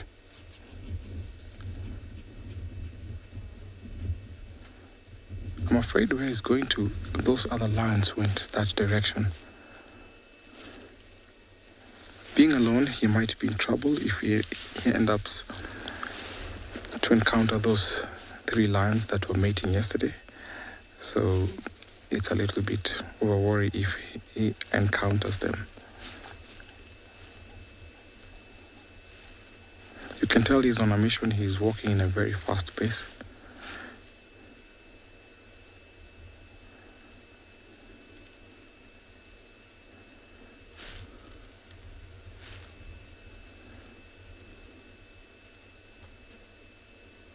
So he's headed towards the River Pride area, just from the Owino, and most of these lions around here don't tolerate him. That's why you end up seeing him alone.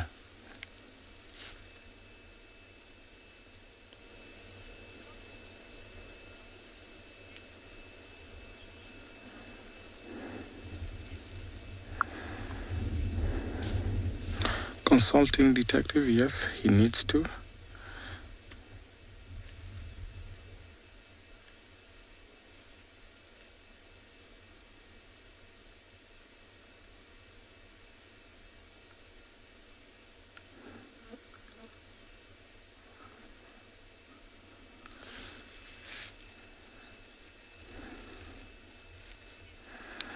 think I might try and change position to see where it's heading to as I take you over to another live location.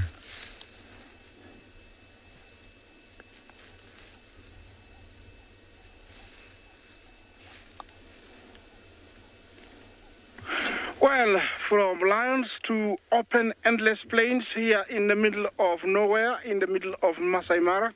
And it's just beautiful to be here in search of the cats.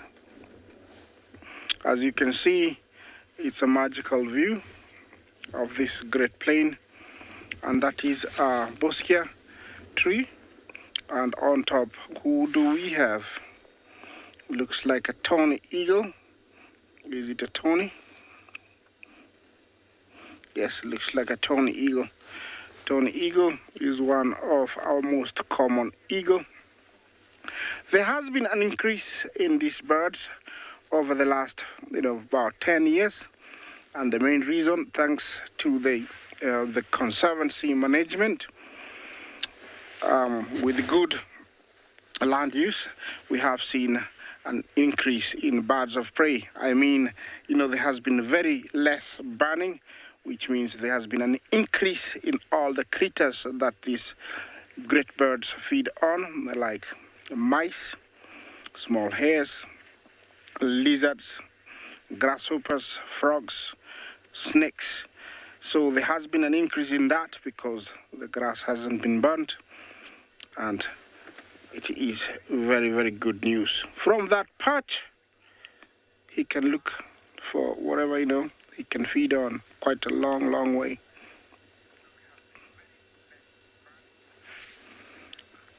Yes, and looks like that's what he's doing at the moment, surveying the land, hoping to pick up, something to feed on. I was just confirming with binoculars to see if it's really a tawny.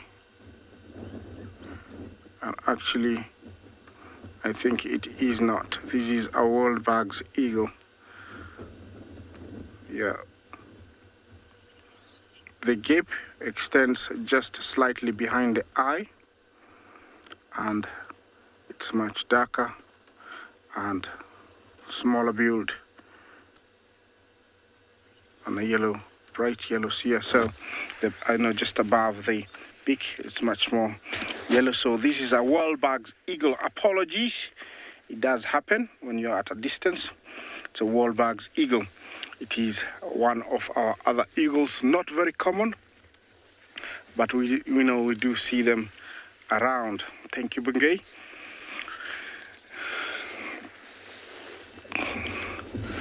Apart from them, we do have, many other creatures all around here. I can hear some birds on the tree to the left. They sounded like some wattle starlings. They blend in really, really well, so it could be very hard to pick up one. But wattle starlings do follow the big herds so that they can get, they can take advantage of all the ticks and things that they drop. And over there, look at that view. We have another dazzle of zebra. And on the back is some Baranites aegyptica trees, plus the open plains. They must be loving, the morning. You can see how they're wagging their tails, feeling lucky, feeling great to be alive. Remember, they are not on top of the menu of almost predators, but anybody who is in front of a predator here in these plains, gets on the menu immediately. And young ones like the one you see there can be hunted by, lions, hyenas, even leopards. We also have a bigger herd over there. You can see it spread out everywhere.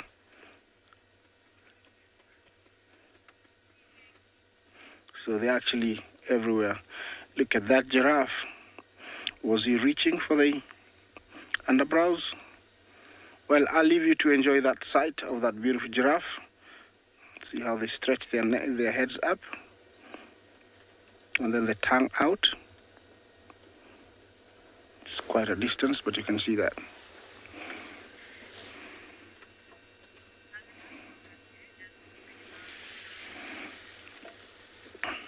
Yeah, you see that. You can see the tongue. It's quite a way, but you can see the freaky tongue coming out and pulling out the leaves. It has reached the maximum stretch, neck, plus the head tilted upwards. But now it's using the prehensile lips and tongue to pull down the little shrubs and pluck the leaves off. He's facing away from us, just in case you're wondering which side he is facing. Yeah, you'll see this, freaky tongue come out. It's like a snake from outside of a snake box. See that? Yo. That's how they use it to reach an extra height that the total height cannot reach. They pull out the tongue. Very, very useful. And that's why we never have extra leaves or branches or growing downwards on these trees, because elephants and giraffes, make use of them. They utilize them. It's gonna do it again.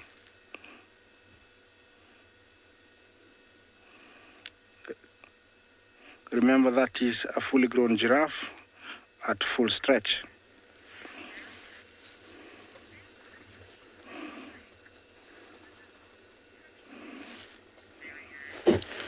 Marianne, is the tree, have that shape because of the giraffe trimming them? Of course, you got it.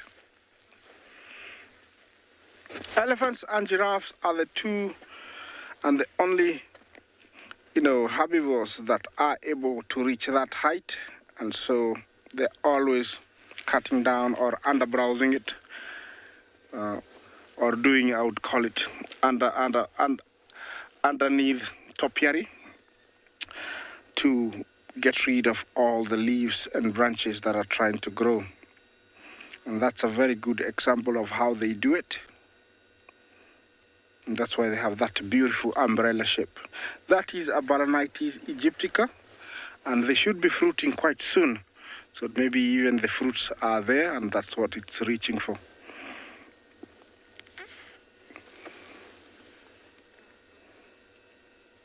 Such a beautiful sight to see them do that.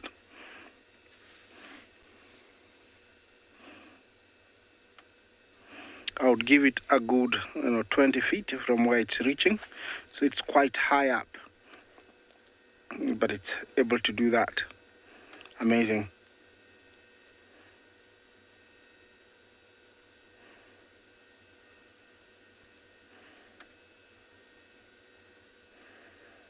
As you hear, it's quite eerie, quite quiet. There is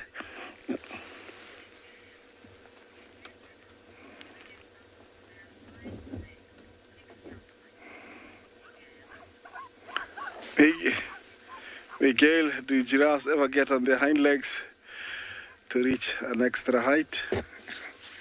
No. I think it would be very awkward and weird if they did that.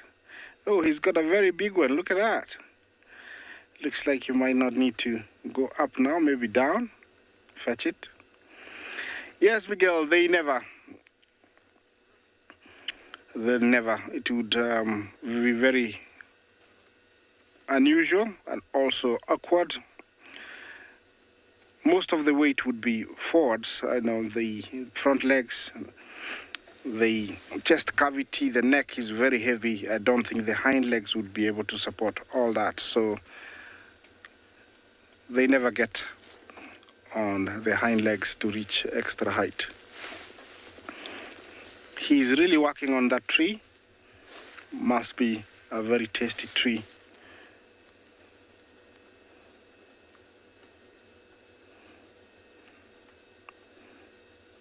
And he's going around making sure no extra leaf or branch grows downwards. They're always visiting this tree every other week, and they know where to be at different times. We can tell that he's the only one here, so maybe he was moving from one area to the other and decided to stop and have a little bit of a browse. He can see me, and actually I think he just noticed that I'm here, and now he's really focused and wondering how long I've been here. You see that? Okay, continue with his own business. Okay, enjoy that while we take you somewhere else.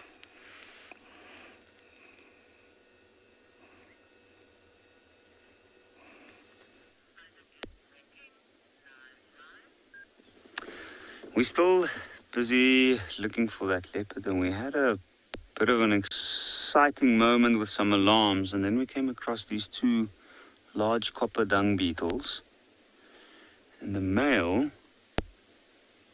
has got a breeding ball. Now I think he's just found a spot where they might actually bury it. You can see the two of them moving around there. The female is just clinging onto the ball while the male is doing most of the work. I'm going to move a little bit forward, see if we get a different angle.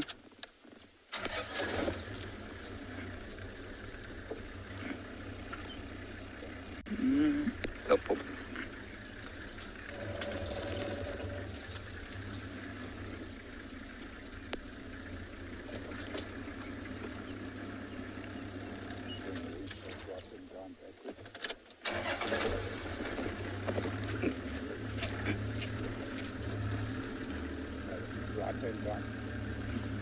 Now, it's a bit of a issue at the moment here with the view. And you can only see the grasses moving. They're right in there, and I think that's where they're going to bury it. If I'm not mistaken, I can see some movement there. Now, this time of the year, there's so many animals around this section that's feeding and dropping their dung here. So there's a lot of dung beetles. And this year, I've seen more than I have in the past few years so far, which is actually incredible. It's a good sign, I believe. Sign that we might be having a little bit more rain than we have for the last few years. Well, unfortunately, at this stage, there's no view of them, so I think what we'll do is we'll continue along, see if we can actually get to find that leopard. We had some alarm calls earlier.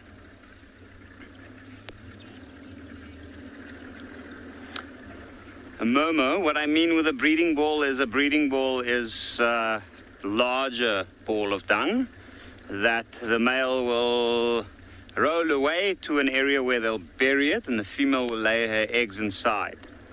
And then the soft dung inside, once the young ones hatch, they'll start to feed on that. And the female just hangs on and rolls along with it. As opposed to a feeding ball. A feeding ball is something that the male will also roll, but it's smaller, and you'll sometimes see that males fight over it around dung middens and areas with lots of animal dung, and that's what they eat. But it's quite interesting to see everywhere you go, you hear them flying past, and they pick up on the scent of that dung and they head straight there. And they got multiple of these balls sometimes that they'll bury in different locations.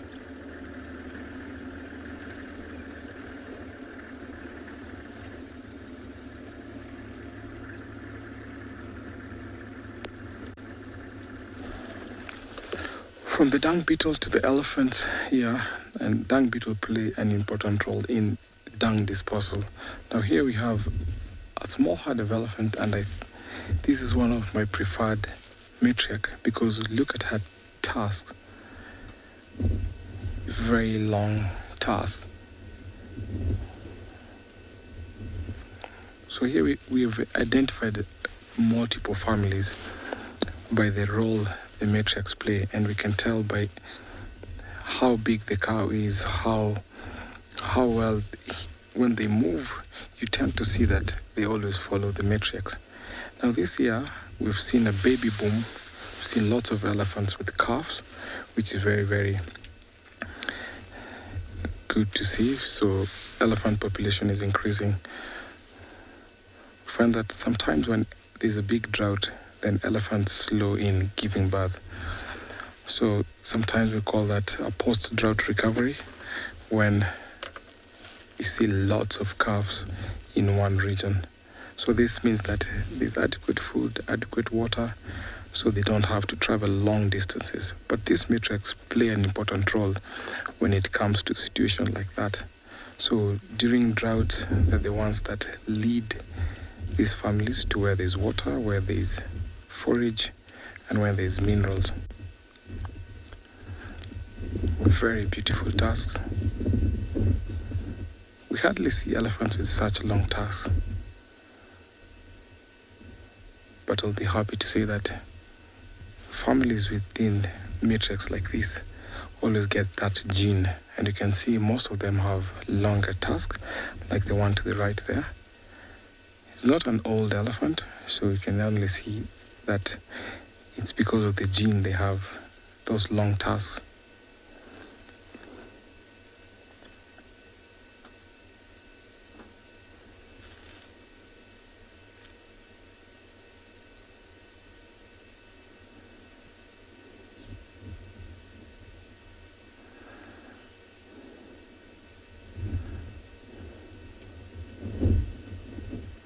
All the experienced females are the leaders, and they are important source of knowledge and risk to danger. So you find that elephant families with older matriarchs have the longest success of living as compared to families with very young matriarchs, because these matriarchs have important knowledge from when they grew up, from when that was passed from their mothers to now leading the role of matriarchs. You find that they're the ones that control them from risk of predation. For example, if the hyenas and lions, especially for the younger calves, and also during drought, where to take them to eat.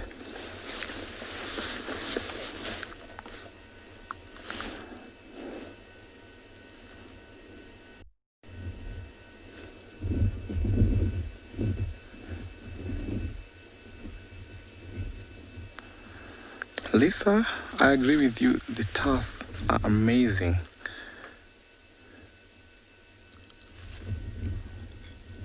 It's getting dry here in the Mara, so at least we see them walking towards the swamps very early as now, which is very nice to see them, gathering from morning and afternoon when they all walk towards the marsh to feed.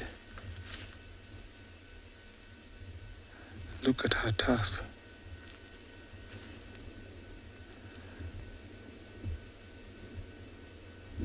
I've been looking for this family for about a week now, and whenever I see her, she excites me so much.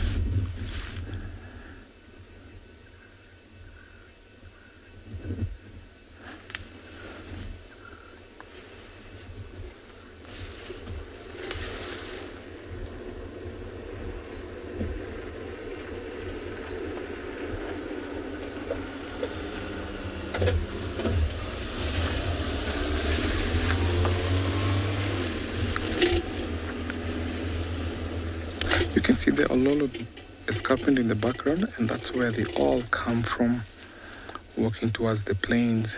You can see that she's moving very slowly because of the calves. Younger calves get exhausted so much, and so these matriarchs always make them walk very slowly.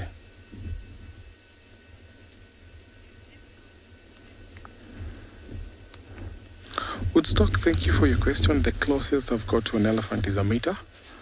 So I was watching these elephants, and then one of them just got too close to the vehicle and actually brought its trunk in the car, touched my heart, and then went out.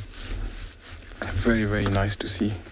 We always see elephants getting too close Some of these have become habituated to vehicles, but sometimes you find that some others can be a little bit tough to get close to, especially when they have calves like this. We always get very much sensitive to them because we don't want to interfere them. But if they're the ones walking close to us, then it's always nice to watch them just get closer.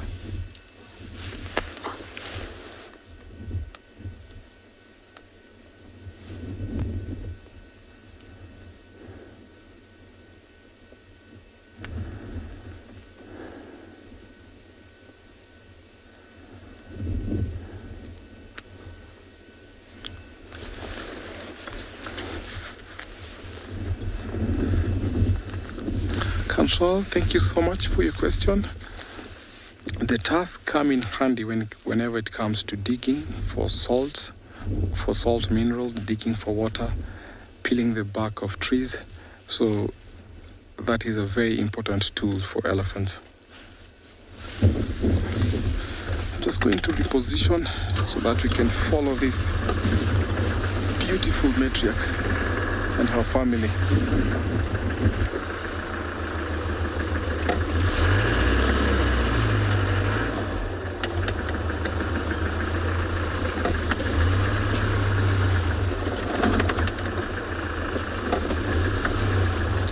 Let's see how she's taking the rest of her members hard to the marsh. So just stick around with this family and see where they end up to. It's been a while since I've gotten eyes on her, so I think I'll just stay with her to see where she's going as I take you over to another live location.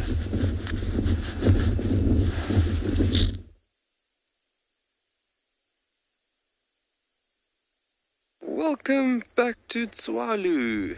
Very unique little plant we got in frame, and typical out in the western sections or the sand sections going out west.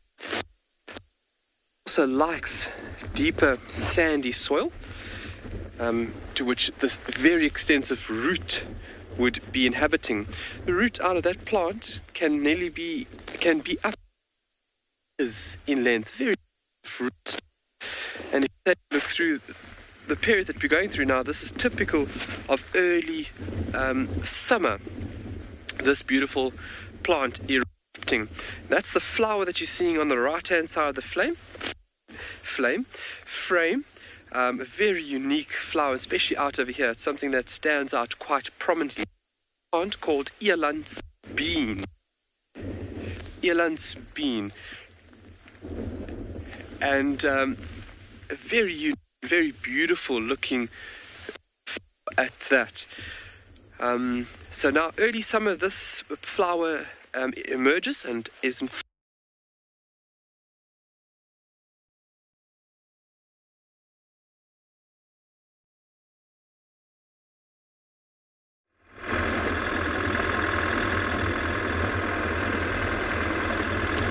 Well, welcome back to this part of the Mara, and I think we might have some lion nearby. I did see some reaction from different animals, and that's why I came here. I'm gonna try and see where they are. I saw, oh, there they are. Yeah, we do have some lion. They'll come into sight shortly. Yeah, looks like they're flat out. I don't know what they're doing. We're just gonna investigate more with binoculars and hopefully. Okay, it looks like they are looking at the zebras down there and the wildebeest. So probably we might get a hunt, but right now there's nothing that's happening. It's, you can tell the one to the right is really investigating. I don't know which pride it is, but we are in Owino's territory, so they could be them. I see two. I don't know how many more are hidden. In these plains, in each square meter and centimeter, there is a pride, but they usually are where they think it's best for them to be in. and they always have a favorite spot depending on different times of the year. So, for example, this time of the year, these girls know maybe this is the best place to be because the wildebeest and the zebra will be here. As you can see, the one to the right has gotten up. She's very alert now with her head up. See the coat on her back, it's very shiny. She looks very, very healthy. I don't know if she's gonna get up and start going. That could make things very exciting, but the body language she portrays there gives an indication that it's likely that she will go. But until she does that, lions and these are animals, I cannot say much. I don't know already if there is one that is ahead and she's trying to locate it and find out if it's close or not. Sometimes they will wait either for the wildebeest to come closer or want to make a mistake and lie down, like I can see here. Definitely the wildebeest and zebra don't know that they are here, and so they should be going, but I don't know what's going in their mind, what's going on in their mind. Lions can generally eat anything from buffalo, hippo, rhino, but usually they go with what they grew up eating, and if it's not available, they will eat anything that is available. For 3 months in a year, there is abundance of zebra and wildebeest, and they take full advantage of that. I think it's nature's way of also balancing everything, because that time is when the toppies, the warthogs, the impalas, also the cooperate and get back to their numbers that they lost. So nature is amazing, it knows how to balance everything. I don't know if they've eaten, if they're the 3 girls. I don't know if they've eaten, if they're the 3 girls I saw about 2 days ago. So I'm gonna be investigating that. And while I do that, let's go see and find out in a different location.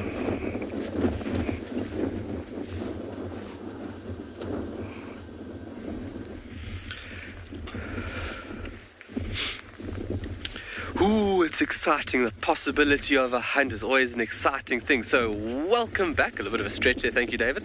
So back onto that beautiful little plant, just to give you guys reference on what we're looking at with a seed pod. That is what the seed pod looks like. And that's a fairly extensive seed pod, hence the name Eland's bean. It's a fairly large seed pod when it's fully developed. Like I said, about 10 to about 11 centimeters in length. And then if we can just go back there, its unique structure in terms of flower is quite remarkable, and then its leaf structure as well. This is fairly young, so it's in its fairly beginning stages of development. Once that plant is fully developed, you'll have multiple stems and then multiple leaves. It'll become like a little mini bush. And through periods, through the later part now of summer, we have areas that are flush with green, and it gives you a very false interpretation that we've had lots of rain, and that's because of its very extensive root stock or root itself. That's obviously an adaptation how plants in arid areas survive, is having very extensive tubers or root stocks where they can store nutrients and water through obviously the unfavorable periods and then absorb once they have the good periods upon them again. But nothing eats this. So obviously the flower is doing its job. Once that flower has done its job, it'll make a nice big seed. The seed then gets deposited and then dispersed. But the leaves are extremely high in tannins. It can even be dangerous or threatening, life-threatening to livestock. That's how much tannin content is within this plant. And I have seen nothing eat it. The only thing I've seen consume this plant is porcupine. And porcupine have very, very strong stomachs, and they are able to eat and consume a lot of toxic plants. But a very beautiful plant, and something that is a little more colorful right now. Obviously, until we get those rains, we're going to have a lot more, of this isolated color scheme, that nice green, yellow and white flower being produced. Starting to come out, which is very nice. Back in the day, the San people would have actually used the root to tan leather.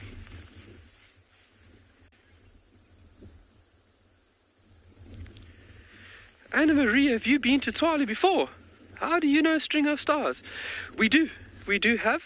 They are not around right now. The stem is around, but the flowers they should be coming out. So I'll be on the careful look for us where we can find the String of Stars. Beautiful, beautiful little plant. Fantastic. Nice knowledge base. And I'll be sure to be on the lookout for that magnificent plant. Of Stars by far one of the prettiest little flowering plants that we have out here, among with a lot of other. But very nice. Eland's been, we haven't seen that yet, and we will definitely take a little look at it a bit more in depth as we go along. As the weeks go along, you'll see that they will start flashing out in areas. So this side, it's kind of easy going, very slow going this morning in the dunes. We're just enjoying the warmth of the sun, and obviously cresting over these beautiful undulating sand dunes is such a privilege and really exciting. It keeps things, constantly stimulated or stimulating while driving through Tswalu. See you in a bit. We're going to send you off to one of our other colleagues for some more exciting stuff.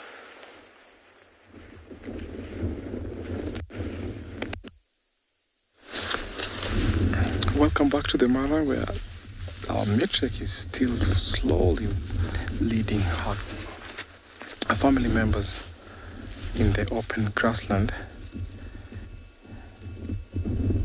I always love enjoying watching this family because of how beautiful she is, those long tusks.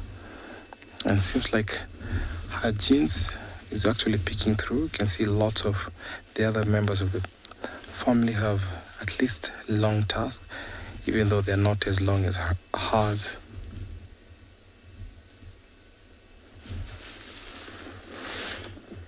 It seems like very early in the morning they go to a point where they go to a water point because they can see some parts of their body being dark. Could be they go to a place where they sprinkle mud on their body. That is obvious for cooling reasons. And then they carry on to feed. So these elephants need to drink fresh water daily. Sometimes during the prolonged droughts, they can walk for about 2 days without drinking. But these matriarchs have very intelligent information when it comes to leading the rest of the family to a water place.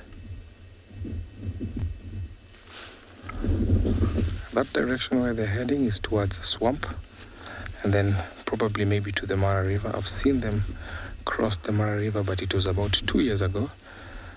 So I'm happy to see she's still strong and leading her family very, very nice.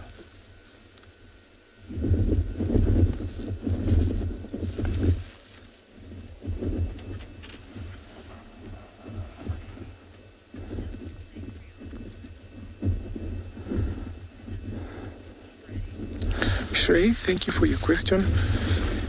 Though the matriarchs don't leave their natal families. They are the strong bond, they are the pillars of the herd. So if they end up moving from one herd to another, then that herd will be devastated, they'll be confused, and the younger ones will not know how to carry on with their lives. So it's very important to note that matriarchs never leave their natal herds unless they die. That is the only reason that will make a matriarch become absent from the herd. So they never leave from one herd to another. And interestingly, if herds encounter other herds, they only recognize the herd matriarch. So if a herd consists of about 100 members, 50 members, she knows all her communication, she knows all the herd's mentality and every member of her herd. So other herds will find it difficult to communicate with a matriarch from a different herd. So they only stick to their own matriarch because they've understood her and they carry on with their life. So they are the pillars of the herds. I'm I'm still going to follow this herd. It seems like they're walking towards the marsh. Very, very beautiful to see as I take you over to another live location.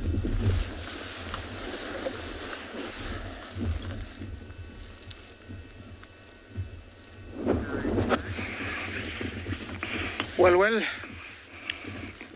from elephants back to lions, and one of the lionesses, actually both of them, are out and about in search of food. I don't know where the adult mom is, but this looks like the two girls from the Winner Pride. Looks very hungry since I saw them 2 days ago, and they are in tow. I don't know if they have qualified and will manage to make a kill. They are making all the right steps, moving from one bush to the other, making sure that they are not seen. As you can see, there is too many eyes in front, far away, so they have to be very, very careful. Each step really matters if that meal is going to come to the table or not. Getting out of one bush to the other increases the chance of them being seen, so everything has to be perfect. They are moving nicely and slowly, and I am hoping that, they are going to do it. It's going to be very exciting, but as I always say, until it happens, until the animal is down, anything can happen. Don't let the distance deceive you. They are still very, very far away. Very far away. But from our angle, you might think they're right there. They are making all the right moves. Move 50 meters, go down, relax, assess everything, then judge and try and calculate what is the next move. This is all the traits that a good hunter needs, and they are doing that. The problem here is, like the wildebeest, the sixth sense is kicking in, and they're like, we need to go this way. And so they keep, increasing that distance in between them and the lions, the lionesses. That is the only problem here. At their age, these young lionesses, they are able to bring down a wildebeest or a zebra together, but a fully grown zebra, for one of them, I would say it's still too big. Mind you, hunger can get them to bring down, a zebra. So I don't know. I live to see. And as I'm saying, and I always will say, anything is very, very possible. I'm gonna take my binoculars and take a small, a look.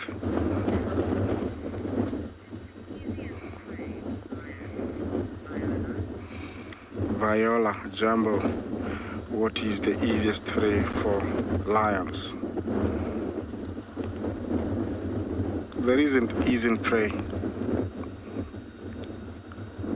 There's never easy prey because everybody is on the lookout for them. Even the dik-dik, it only has to make a mistake to be eaten. Easy for me means, they can just go and pick it up. It's just there. There isn't easy for lion. From dik-dik, scrub hare, even a bird, all of them are trying to get away from them. But if say easy, just, if they, it doesn't put up much resistance, then I would say wildebeest is one of those animals that never put up a fight very much. But there is nothing like easy for lion. It is a very hard life being a lion. Nothing comes to the table if you don't go look, for it. And nothing is willing for you to get it. It is very difficult. It is very tough. And skills, it's moving faster for some reason. It's gone behind that bush. I don't know where she's gone to. But At a distance, there is some young giraffes, there is eland, there is zebra, there is wildebeest. So, okay, she's made another step to another bush. Perfect. Lie down there for maybe half an hour, 10 minutes. Recuperate, then move on. Typical of a good hunter. They need a lot of rest. They need to decide when it's right for them to, do the hunt. Okay, it's starting to look like it will be a hunt, but until it's a hunt, I'll stay here.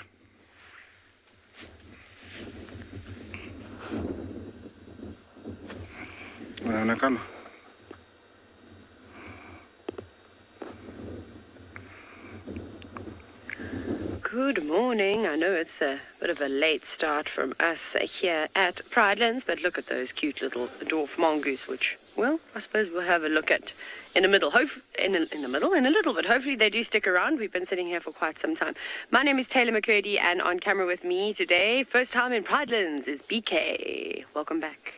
And like I said, we're obviously here at Pridelands, which is part of Tswalu Game Reserve and part of the Greater Kruger National Park. But let's see. Thankfully, the little dwarf mongoose are extremely accommodating this morning, as we did have a few more members of this colony, but they've said they've done waiting and they've gone off to do what mongoose do best, and of course, forage for all sorts of delicious insects, which I'm sure there are plenty of at the moment. I am shocked to see how the bush has exploded. And of course, it's a lovely view. It's a nice little mound because they've got the string of star flowers all growing around them, which makes for quite a pretty scene too. These don't look like adults. These look like young pups. When the adults were here, they were slightly long length. These two don't seem to be brave enough to go out and venture off into the world. You two should be learning how to catch your own insects. It doesn't take them very long before they can completely defend. And now we're starting to get a bit of a drizzle. Aren't they cute though? They are quite vocal too, so if they do start to make their sort of high-pitched chattering, I'll try and sit quietly and we'll see if we can hear them. But for now, they're very focused on us. I also don't think they want to go too far from the mound because it's quite chilly, and I bet that tunnel that they're sitting above is generating a lot of heat. So it's probably like sitting around a warm fire for you and I. They're listening to all the birds. They've pretty much got the attention like I do, which is very short. Can't focus on one thing. What are you going to do next? Not sure. You're going to run off and go look for something to eat, or you're just going to sit there?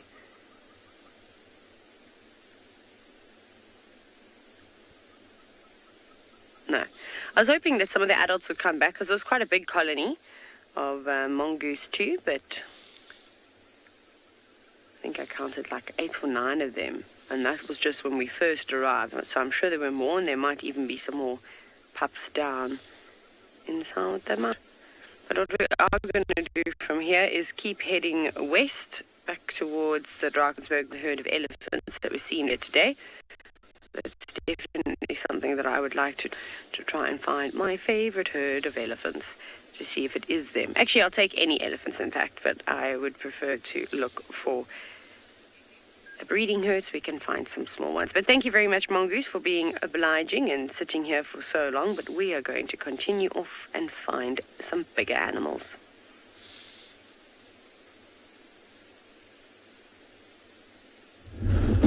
Welcome back to the matter where our elephant seems to be of changed direction. You can see the matriarch is leading them to a different site.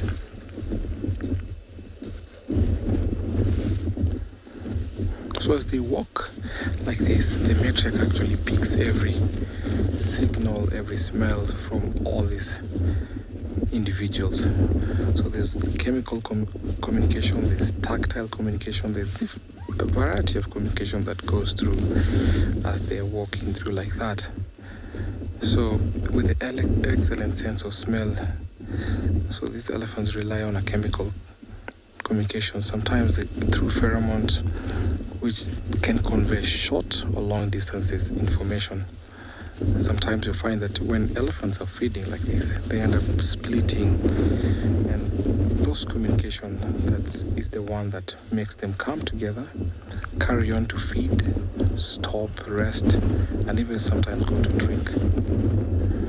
So the matriarch can obtain information about each other's presence, emotion, physical states, and sometimes even if they're in stress, especially the younger ones. So you find most of the time they will stop and nurse the younger ones, because that is a way of comforting them, especially when they're tired, or maybe they feel like something like a stress going on in them. So these matriarchs are very, very important in these families. As I was observing them, they just slowly changed direction and started heading to the west, which is basically the communication from the matriarch. So that is very low, a communication that is called infrasound, so that we cannot hear, even though we're that close to these elephants.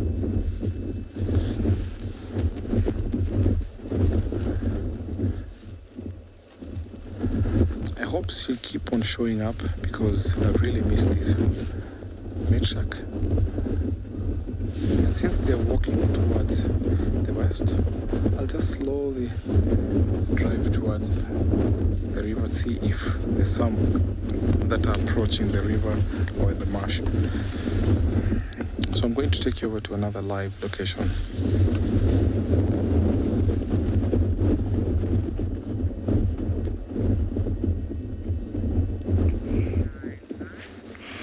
Well, my lions are moving towards the shade. Looks like one of them blew their cover, and it was right for them to go and have a break in that shade there until everybody forgets or a new herd moves in. And so for me, what I can do is try and get closer and examine them, because it's always nice sometimes to see them closer. But most of the animals, after one zebra shouted, lion around, everybody started filtering away.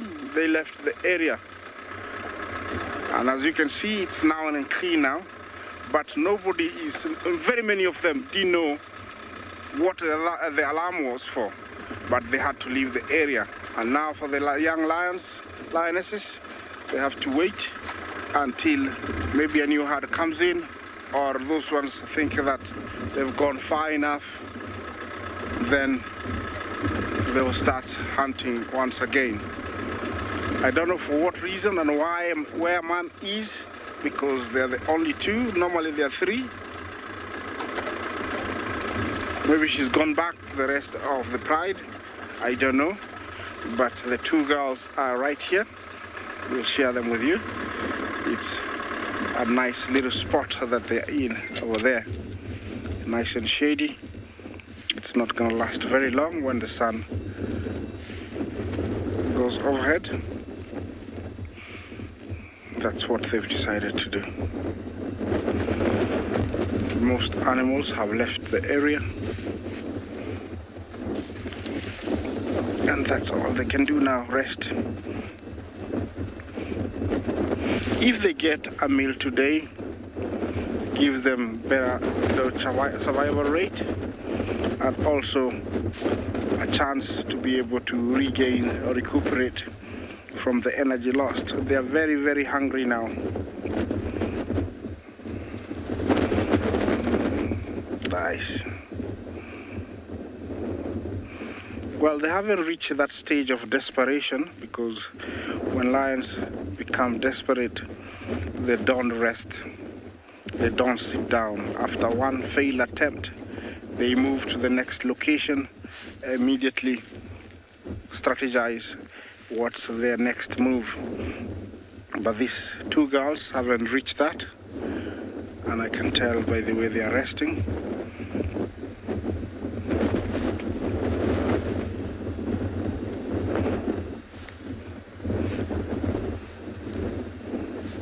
Yeah, she's up. They are looking.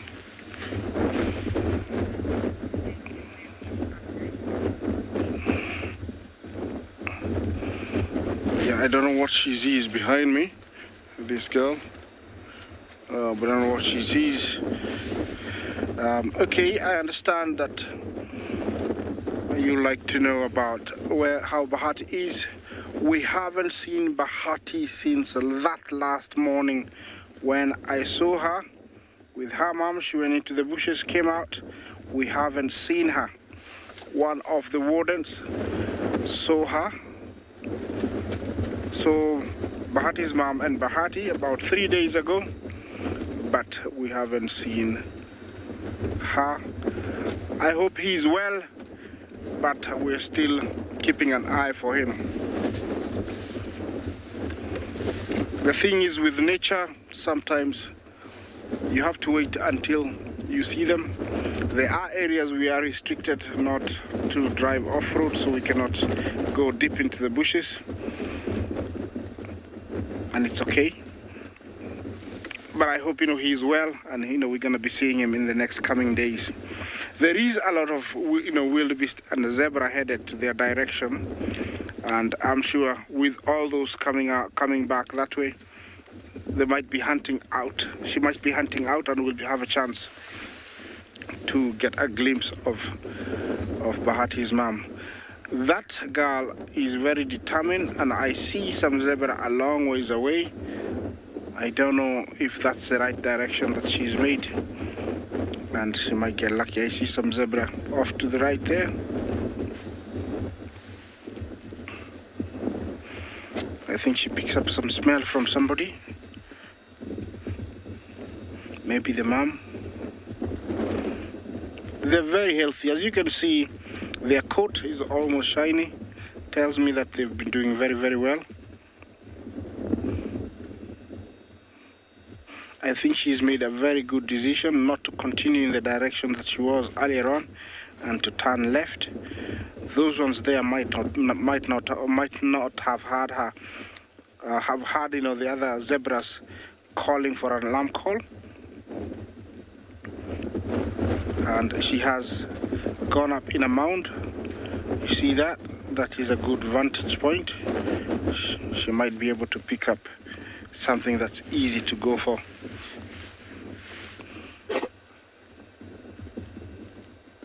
The other one is following suit.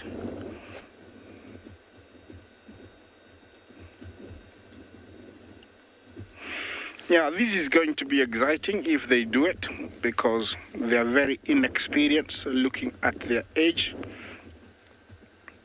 and size. So it's going to be very, very interesting if they do it. It would be nice to see them do it, but who am I to say anything? Anything is possible. Well, this is exciting. I'm sticking here for a little bit and see what these girls are doing.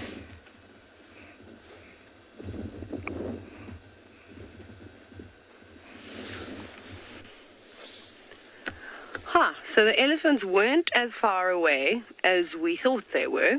We only drove a few hundred meters from the dwarf mongoose, so that was good. So the dwarf mongoose actually kept us nice and entertained while the herd moved through the block and east in our direction. So we're not too far away from Leopard Dam.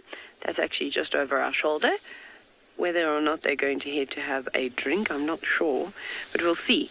I haven't quite figured out which herd this is. If even our, 3 favorite breeding herds that we used to see are even still here, I reckon that they probably have actually just moved on to greener pastures. They've spent so much time. But there's a couple of them now walking out onto the road, and so hopefully we'll see someone that looks familiar. You just look like an elephant bull. And there's a little elephant trailing behind him, going, one day I'm going to be as big and strong as you, and I cannot wait for that day. how precious it is. Yes, yes, run very quickly. You hear them all rumbling, all talking to one another. Elephant communication is just on like a whole nother level. It is incredible how they talk to each other.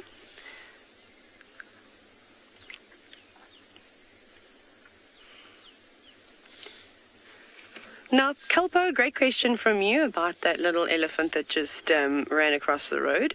So now the question goes, do elephant babies walk as soon as they are born? I mean, that would be fantastic if mom pushed them out and they stood straight up. But unfortunately, they don't. But they walk a lot quicker than humans do. So after mom obviously gives birth, you know, she'll normally help the little one remove the afterbirth, that type of thing. And within an hour or so, the little one's going to, almost immediately, the little one's going to try and start standing up. Mom's going to help it and assist it with her trunk. But those little wobbly legs might need a bit of time. But I'd say within an hour or so, they're already standing up. Hello, big girl. The female walking with her 2 calves. Off you go. Here's little one. But they're going to be wobbly for quite some time. You know, whenever you see tiny little elephants, you'll see for a few days they haven't quite worked out how their feet and where their feet are supposed to go. But they're upright. They stay upright and off they go. Maybe they are going to go to Leopard Dam, which would be quite nice. I'm just trying to figure out which way we'll have to kind of go then. They're a bit jumpy too. They've been fine. There's been a lot of chatter, obviously a lot of the rumbling that you can hear. I don't know why. I wish I could speak elephant. It would be great. But definitely some indication that they all need to stop feeding so heavily and get on the go. Another one of the young bulls. Got quite thick tusks. You can see that. They've all picked up the pace. Even the bulls tailing at the back, and normally they don't mind so much. Sometimes they take a bit longer to catch up to the rest of the herd. Oh, wow, look at that elephant. Sorry, I'm not parked in the best position. He's stretching up, feeding on a marula. I bet they're all happy that the trees, or the tastiest trees, have now got their leaves.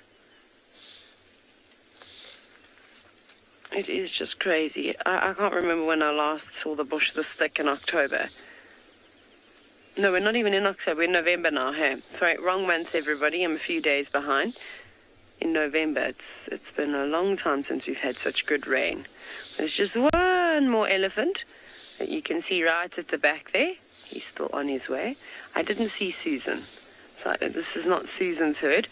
There has been this small breeding herd of elephants of maybe 8 or 9 members, excluding the bulls, that come down towards Ndlovu Dam almost every single day.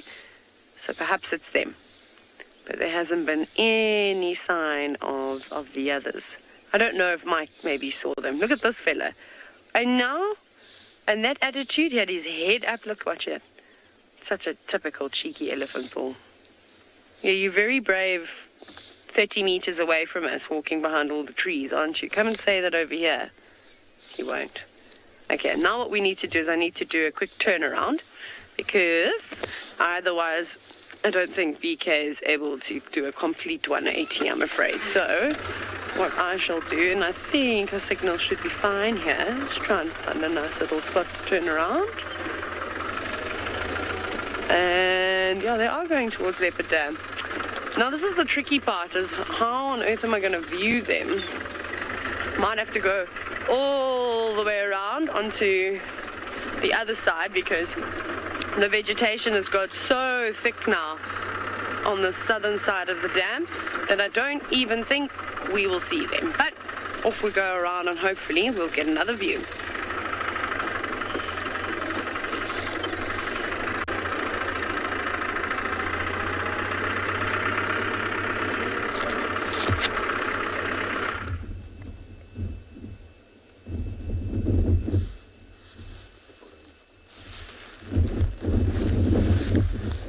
Welcome back to the man. We've come across this very big bull.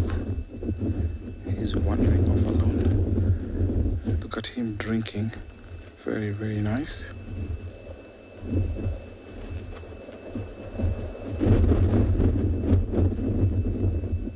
Such much mature bulls can drink up to about 170 liters of water. But since they come to drink on a regular basis, they don't drink as much every day.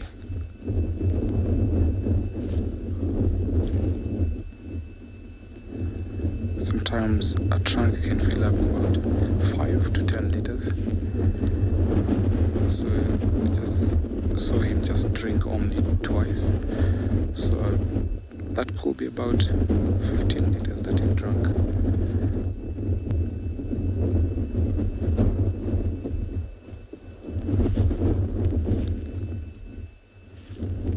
And he's slowly walking into the woods there.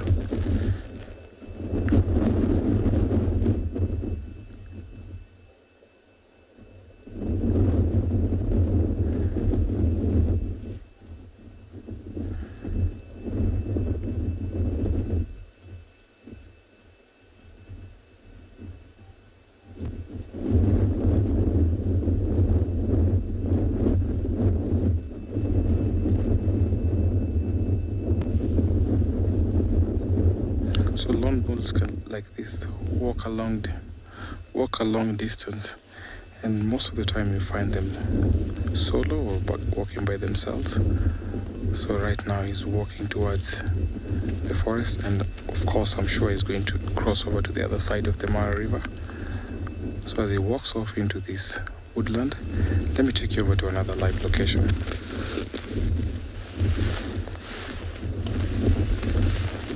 We are just admiring some dwarf mongoose. Oh, there you go. Just to the right side, Morgan. Oh no, it's like Jack in the Box here. It's gone away again. They're all a little unsure. We're just waiting for another head to pop out.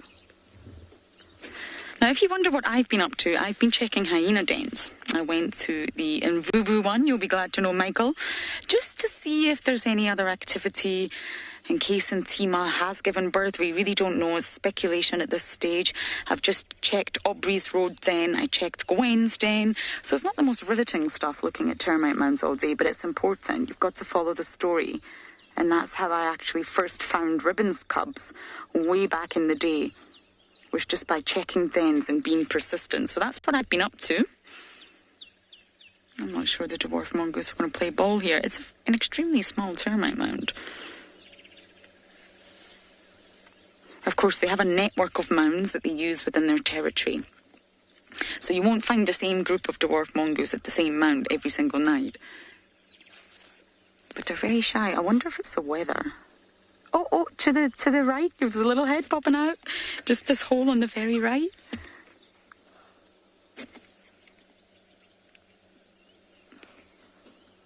Mm-hmm. Yeah.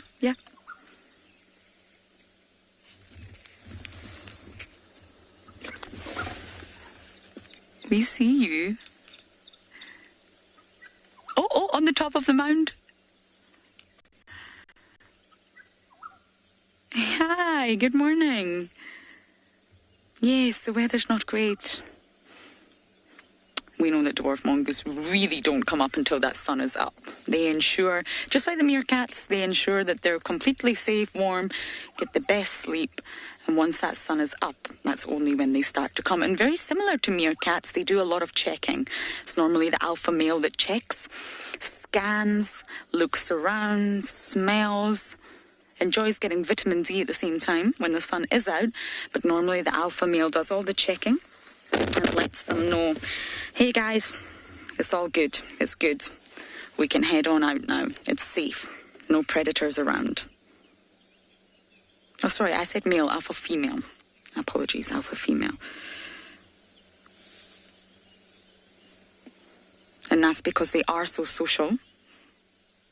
The family group is so important to their survival. And that's why she sacrifices. By being the leader, she emerges first, does all the checks, and then lets the other group know that it's okay. Imagine if there was a raptor waiting nearby, or a leopard, or a hyena. Any sort of predator. Any of the small cats, snakes. And that's why it's important to check first. And they take their time in doing so as well.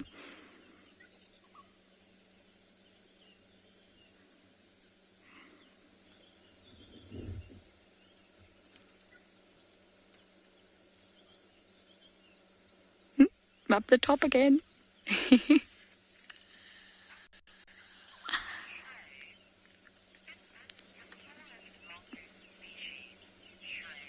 Shrey, yes. At least it's, yes, a dwarf mongoose, I'm sure, is the smallest of all the mongoose, hence the name. And it's actually the smallest carnivore that you'll find out here in the Lowveld. Oh, they're coming out now. But of all the mongoose, I'm pretty sure the dwarf is the smallest. And they are incredibly small, especially when you see the slenders out here, or even the bandied, the white-tailed. They're sort of the most common ones that we see here. You see the yellow and the Kalahari. They are very different, and they're really, really small.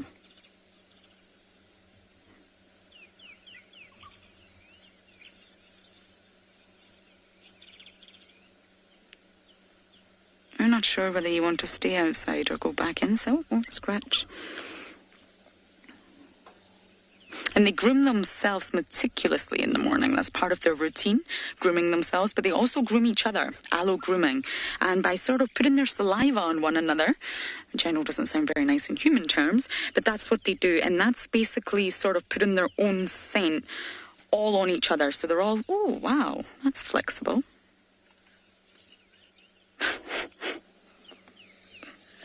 By putting their own saliva all on each other, they're sort of transferring their scent amongst themselves. So they'll all smell the same, and it'll be a combination of all their salivas, so that the entire group shares the same scent. That's really important in identification of each other, to know you are part of my group and not another group of mongoose.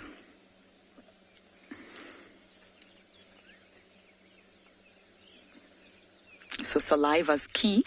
But they can also mark their territory from cheek and anal glands.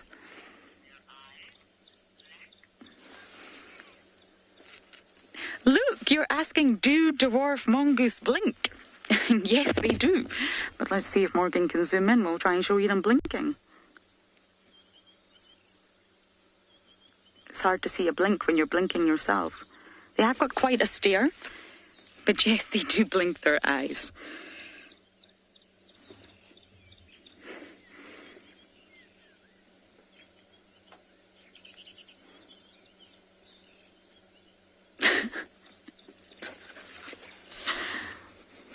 I find them incredibly entertaining.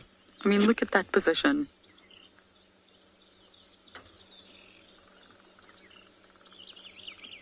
Now that I'm looking for a blink, look, I can't see them blink.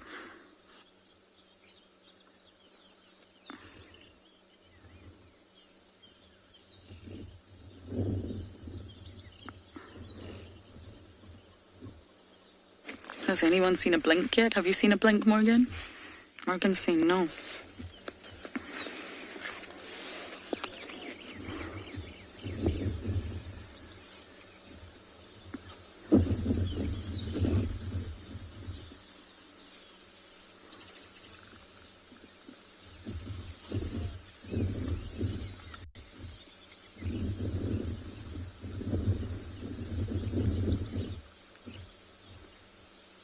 Okay, now I'm confused. I haven't seen one blink. But they do have eyelids. And just like our eyelids are there for protection, keeps the eyes moist, especially in environments like this.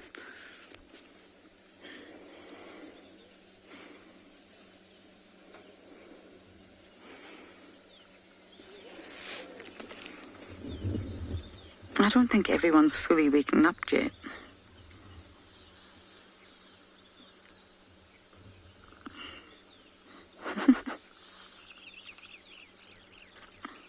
You can see they're really, really sharp claws. They've got very sharp claws and sharp teeth.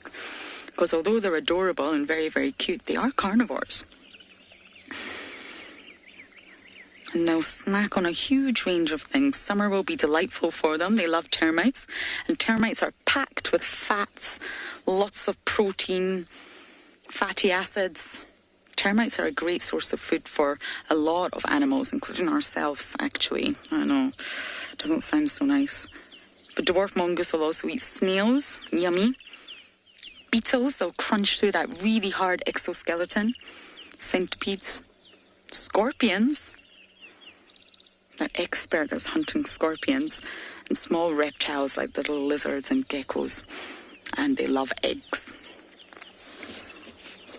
So although they look so cute, looks can be deceiving. They are really fierce carnivores.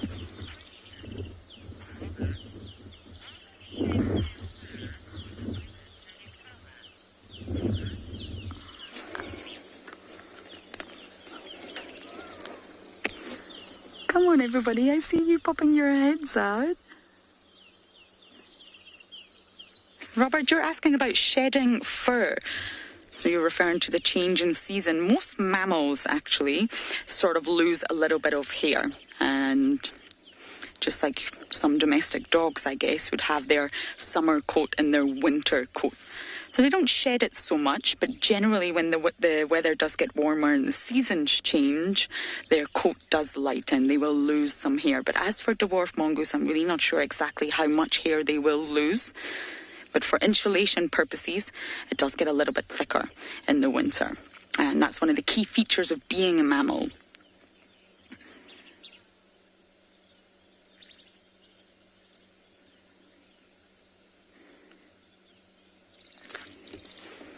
We're actually looking for your closest relative, Mongoose. Have you seen any hyenas?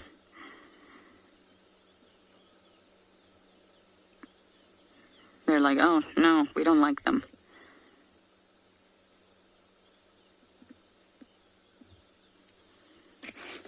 Hyenas are not part of the Canidae family. They're not related to dogs. They're not part of the Felidae family. They're not related to cats. But out of the two, they're slightly more closer to cats than dogs, but ultimately mongoose or mongooses are their closest relatives. Hyenas stand alone in their own family, the Hyenidae. But I think behaviourally and morphologically, they are similar to dogs, in my opinion.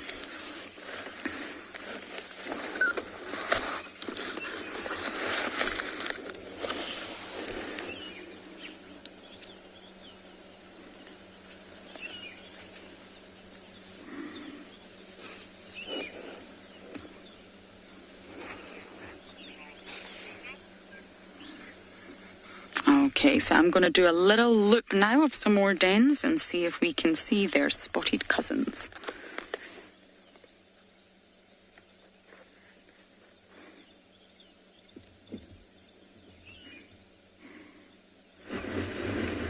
Hello. We have found very little this morning. Funny how it works like that. And we are now on First Rock on Torchwood, where the entire Talamati Pride was discovered by Andrew yesterday. And given that the Talamati Pride doesn't appear to be here, I think what we will do is have a look at this tree, because it's quite pretty and I suspect that its flowers smell rather delicious. In fact, I can smell them from where I am. They are very delicious smelling. Just keep an eye out, of course. Maybe Tundi and her cover around here. Oh, the smell is magnificent. Wow. It's like I don't know if you get this in other parts of the world, but over here, certainly in suburbia, we have something called a star jasmine. I don't think it's a South African plant that produces a milky latex. And it smells very like this at this time of the year. Well, this is the kind of bush that you would be able to find a leopard in and then get a nasty shock and have to retreat hastily. I don't see any leopards in here, though. There isn't a great concentration of them. The tree itself looks to me like Albizia harveyi, or the common false thorn, but they very, very, very, very seldom grow to anything like this size. And that's because of the elephants. It's the only one I've seen that approaches this size. But it's definitely an albizia or false thorn. Yeah, that's what I think it is.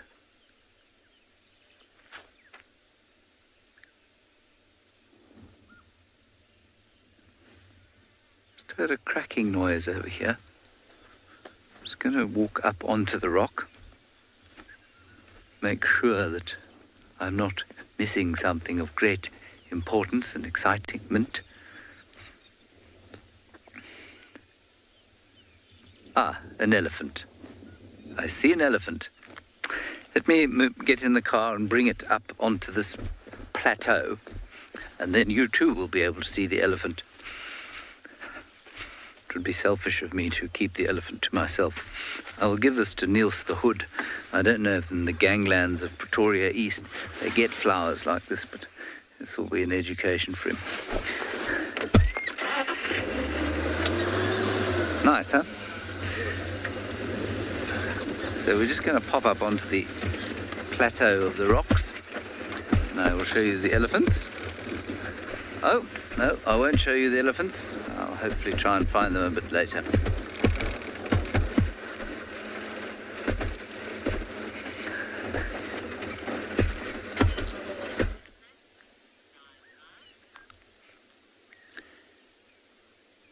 Just have a look at that.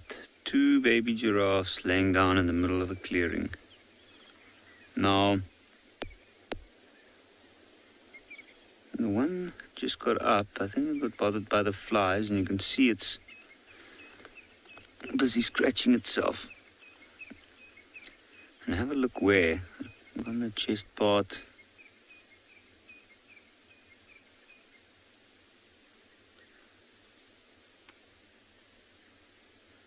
Look at the red-billed oxpecker on the neck. You'll notice that it's moving its head from the left over to the right, and it's slowly combing the fur of this young giraffe to check for any ticks, which might actually be why the giraffe's grooming itself as well. If you notice, it's right in the folds between the front legs, where the back legs are, and then on the chest areas. You can see the one at the back's also been shaking its head, so it's getting bothered by the flies as well. And the tail's constantly going up and down.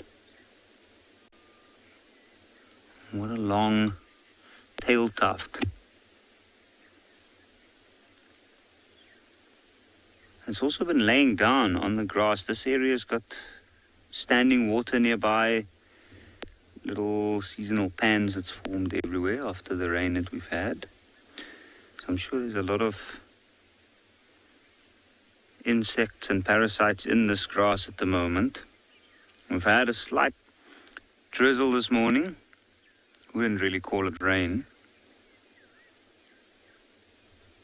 And normally after something like that, you find that there's a lot of activity from flying insects.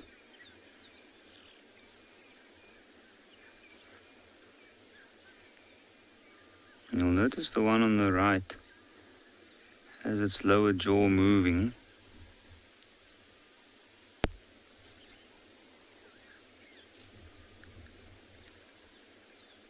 So it's laying up, and it was just chewing the cud.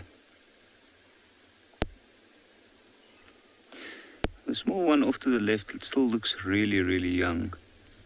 And I notice it's not really feeding off that branch, it's more scratching its nose and neck and throat.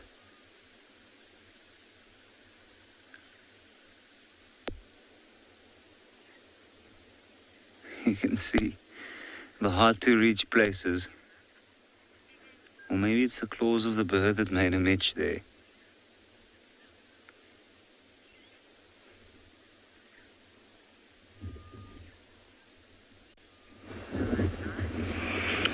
Well, the one girl of these 2 lionesses we've been following is on a very fast stalk. We've lost her behind those bushes there, but she was moving very, very fast, like she had seen something. She was just about to go for it. We just lost her there. Maybe I'll need to move forward slightly. If we hold on there, see if we can actually see her from here. But she's quite a distance away. I don't know what she saw because there was nothing but one lone long giraffe. I don't know if she was gonna go for it. She's disappeared somewhere. I don't see her anymore. This is sometimes what happens.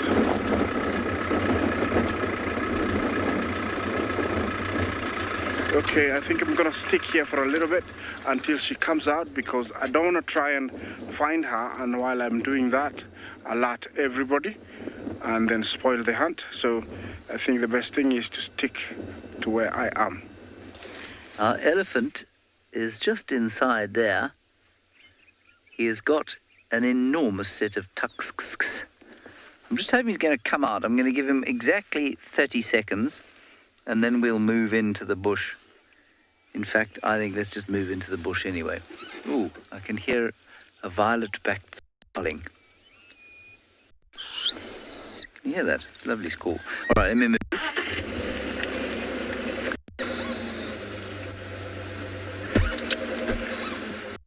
Just drop in here.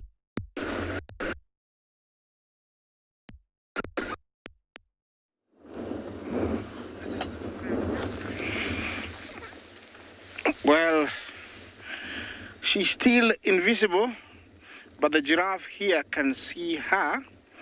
But the giraffe is not worried. It's not a big enough lioness to worry the giraffe.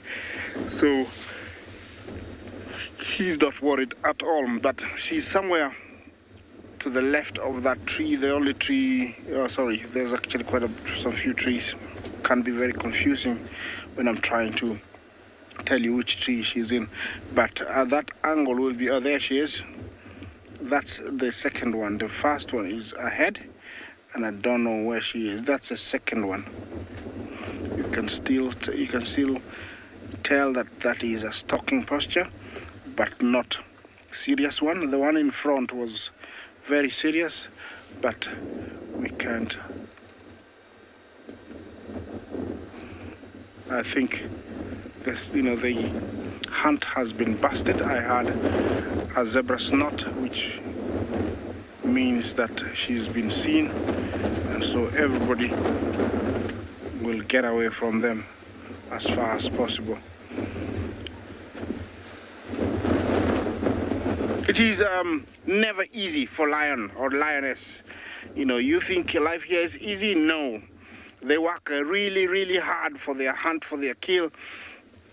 Every move they make, everybody's alert. Everybody's trying to say, you're not going to eat today, you're going to starve and die, and you'll never eat meat again. Why are you not vegetarian? And so everybody is very aware of lions and lionesses. It's not easy at all. You think that, you'll just survive here or it's a walk in the park. No, lion's life is very, very difficult. Very.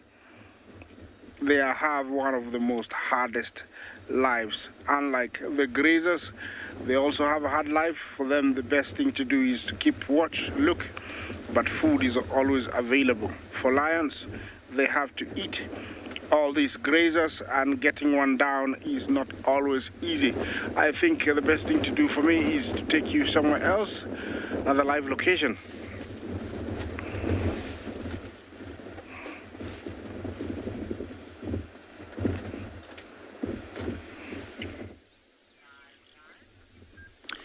Talking about their own challenges, so do these young giraffe. If we have a look at them, we'll notice a difference in size between the three. It looks like the one way at the back is the tallest. Also the tufts on top of its ossicones is the least hairy. And you compare the other two, the one off to the left, it's got much more hair in those tufts. And then the one off to the right, it's got even more and it's slightly shorter. Now, it is not common to see giraffe lay down on Ngala, but these three were in the clearing, and then as they got up, they walked over to that little thicket of trees. It looks like some jackalberries. You can see the one off on the left is just staring over the trees. And that's because there was a... I think it might be trying to scratch itself.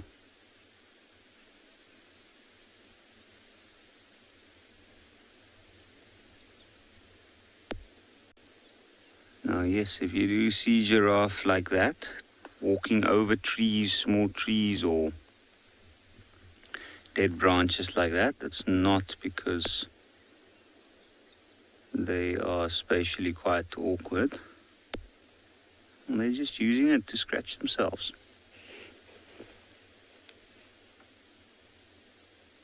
The hard to reach places. On the belly.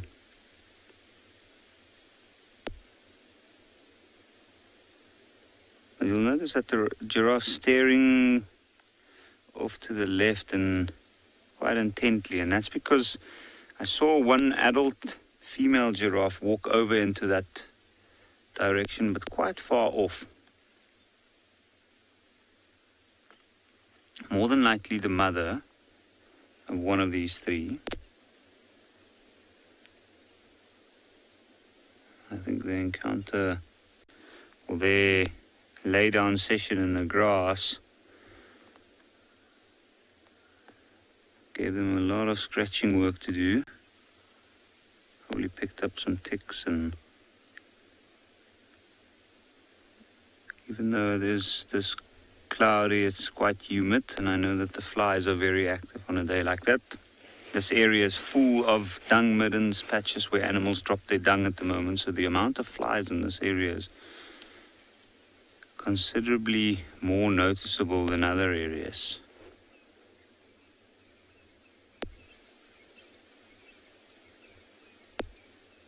Now, the mother, don't know which one the mother is of.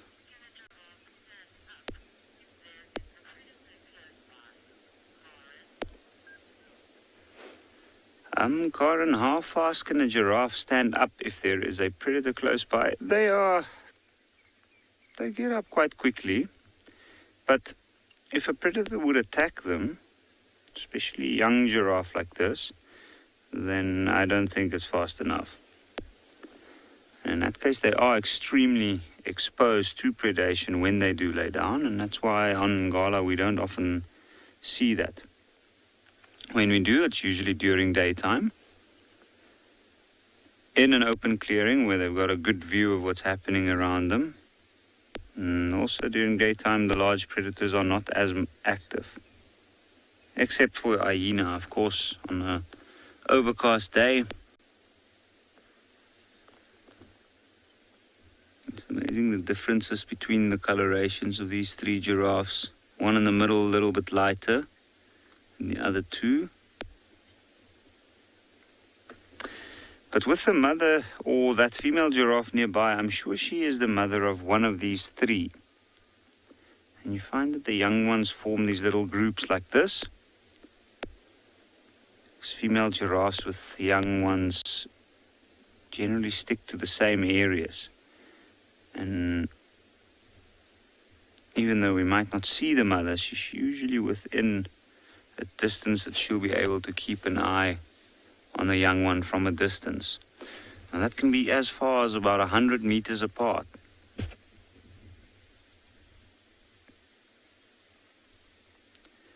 What a beautiful little animal indeed.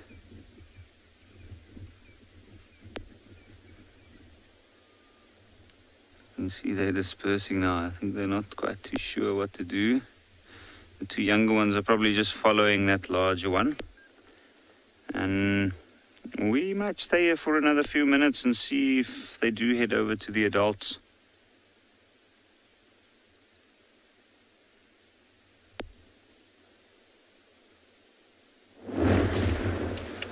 Here we are. The whole cover has been blown off, and there was nothing for me to do but to just get closer and see and, have a good look at this young lioness.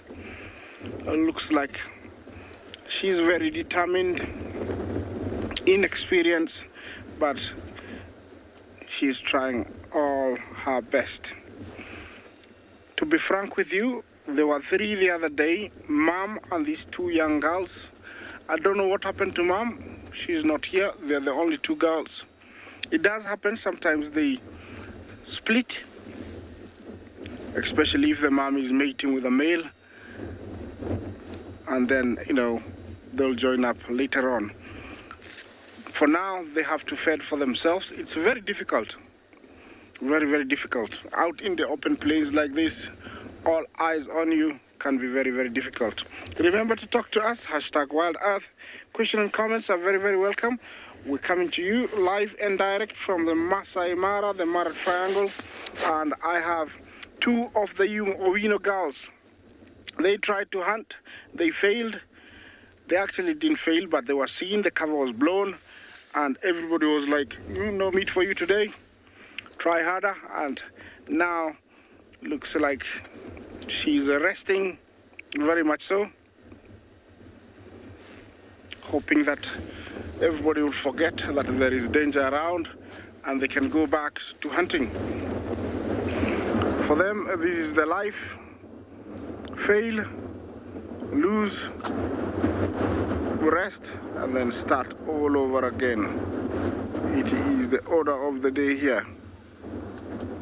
Otherwise, if you give up, then you have no life. So we're going to stay with her for a little bit longer. Hopefully she's gonna, maybe go start again.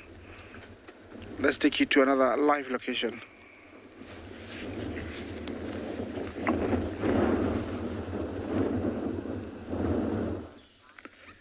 We've finally managed to get a view of the elephant and some signal. And there he goes. He's disappearing now past our beautiful Albizia harveyi, which he and his ilk have left unmolested over the years.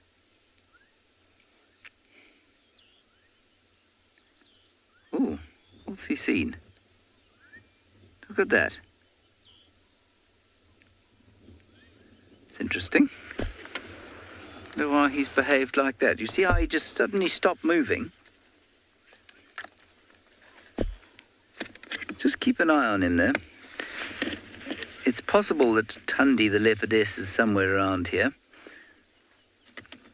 He's probably found her in the same bush where I looked and jokingly said there could be one hiding. That would be quite funny and quite exciting at the same time.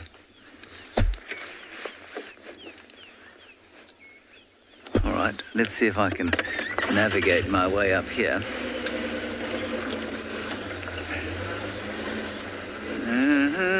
It's not going to be that comfortable.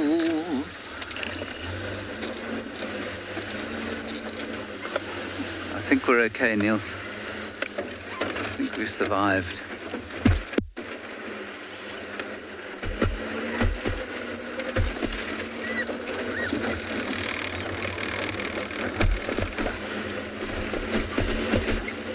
So he was coming along here, and then he just froze.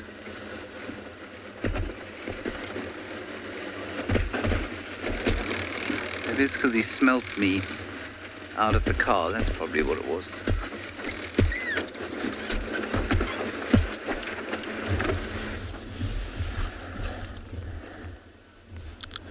Welcome back to the Mara, where we've come across this young elephant bull.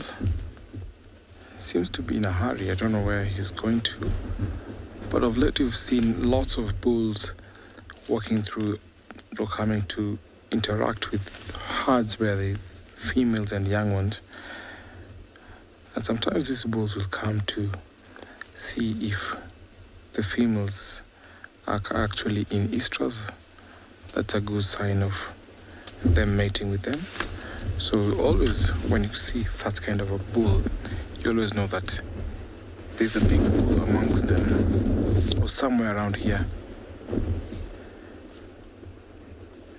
But like we always witness, this elephant's walking towards the marsh. So I can see he's hurriedly walking maybe to the marsh there.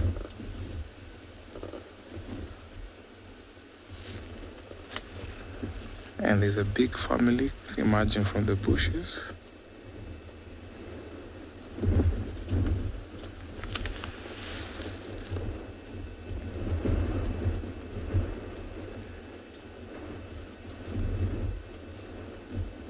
It's that time of the day when every single elephant just wants to hurry up and head to the marsh, because it's cooler when they get into the marsh. When they eat that grass, it's very much soft and lots of water there also.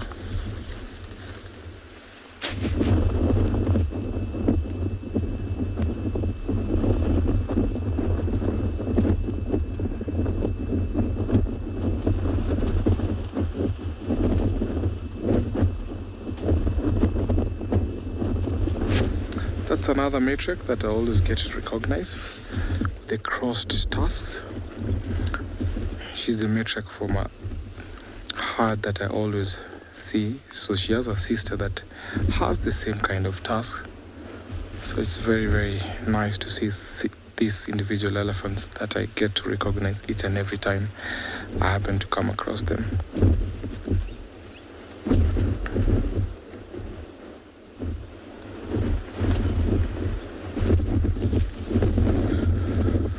So we have multiple families that head towards this marshland. So that tells you that it's very, very important to have our environment kept as pristine as they are, because they form and they are very important for this wildlife that is present here in the Masai Mara.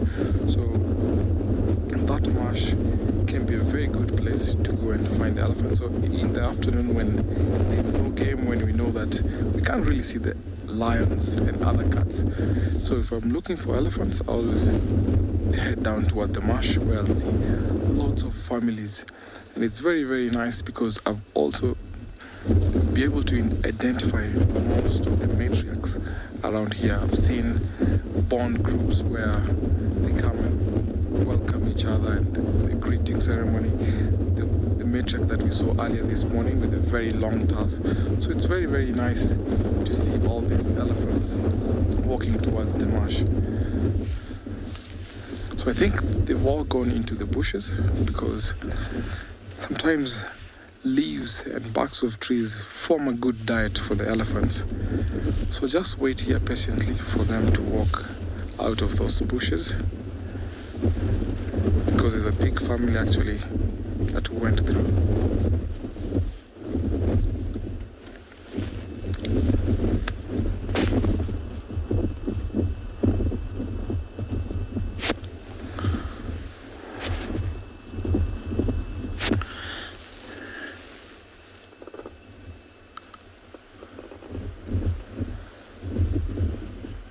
Or could be maybe they're enjoying those leaves. So let me just try and go a little bit closer to the bushline, see if I can get a glimpse of them.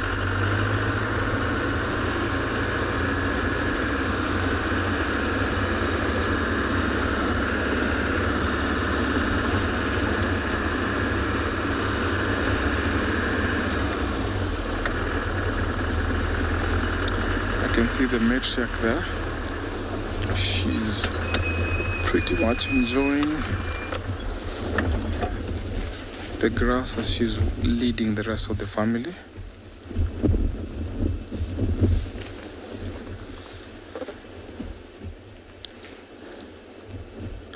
You can only see the grey structure moving through the bushes.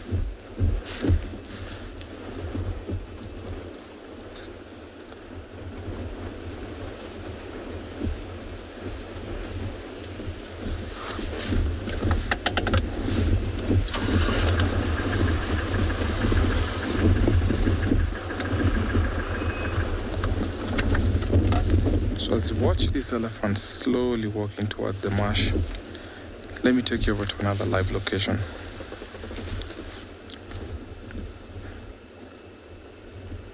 We have a baby giraffe. Look at that. Look at the size difference. Hello, and fluffy, fluffy ossicons.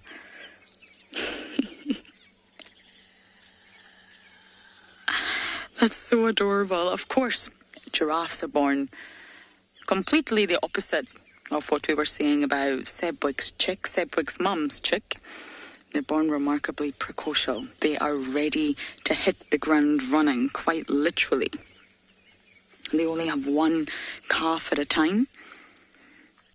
After a 15-month pregnancy, longer than humans, so far more development goes on in the womb, and of course, they can gain their feet within 15 minutes, and they're suckling within the hour. And that's because they have to get all the nutrition, get big and strong, and get ready to sort of stay away from predators. It's the only way it'll survive. You're extremely cute, and I think you know it. Abel. Oh, Abel's not here.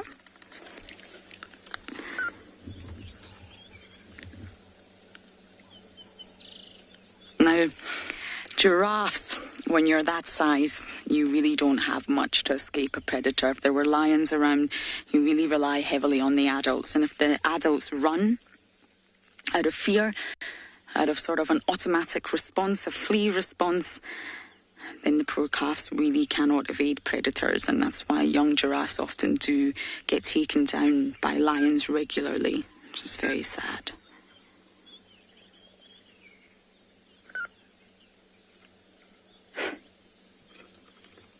And if you think about it, giraffes give birth standing up. So they do slightly squat, but it's not a proper squat. So when a calf is first born, it's got some drop. It's got about a 2 metre, 6 foot drop to the ground. It's really, really not easy for mother and calf, and that's how some calves don't make it. They've got quite a drop, and so they hit the ground. But the mum, the cow, she will try to squat as much as physically possible. And that's why the foals come out. They call them foal or calf, feet first, so that they can literally hit the ground with their legs.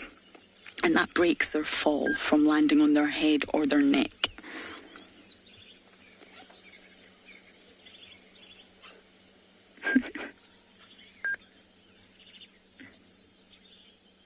And normally when a giraffe is first born, you'll find that for that first week, the mother will sort of remain in isolation with her offspring, just the two of them.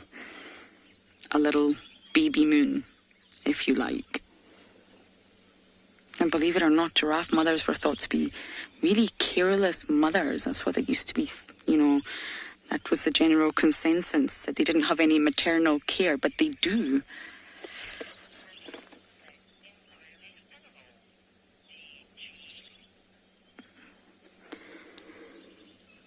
But the mother-calf bond with a giraffe mother and a calf is very, very strong, and they're said to have quite a connected bond to one another for up to 22 months. It's almost 2 years. Giraffe calf will stay with its mum. So it's not how it was first thought. DG, you're asking about birds. I think you're referring to the oxpeckers. Generally, it's the oxpeckers, the red-billed or the yellow-billed. You find them on different species, and the red-billed are far more common. That obviously sit on the back. I'm sorry, this little one is so beautiful. That sit on the back of herbivores, from rhinos, giraffes, antelope species, and pluck away the ticks. And it's such an interesting dynamic, oxpeckers with the herbivores, because they're removing ticks in order to get the blood, to get food. And of course, tick removal from any mammal you would think would be a good thing, and it is a good thing. But there's far more consensus these days that think the oxpecker's intention may not always be pure, and that it could actually be quite a parasitic symbiotic relationship, because they keep wounds open. So if you see a hippo with a big wound or a giraffe, the oxpeckers will keep it open and not let the skin naturally heal, because they're taking the blood. And this can obviously lead to infection and be, fatal for any animal. So the jury's out in terms of science. It was thought to be a mutual relationship where both organisms benefited, but now they're thinking that it could indeed be parasitic.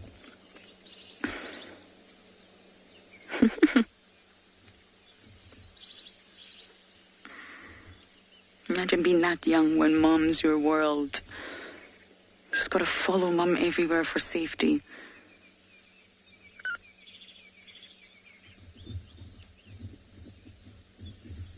And observation's key for animals like this. If Mum runs, you run. If Mum's relaxed, you're relaxed. And that's how they learn, through sort of association, what's a threat, what's not a threat, by watching the reaction of Mum.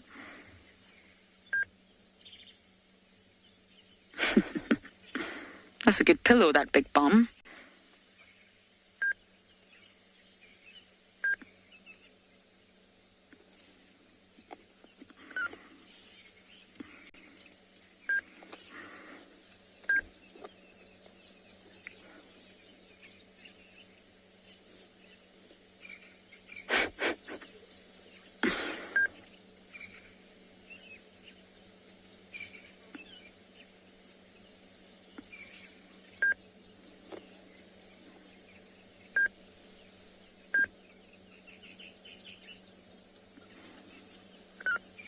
The little one doesn't like the oxpeckers, that's for sure.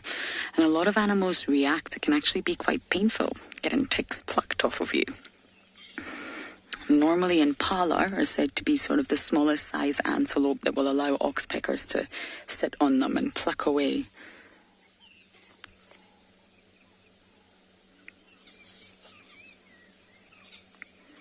Said to be modern day vampires, oxpeckers.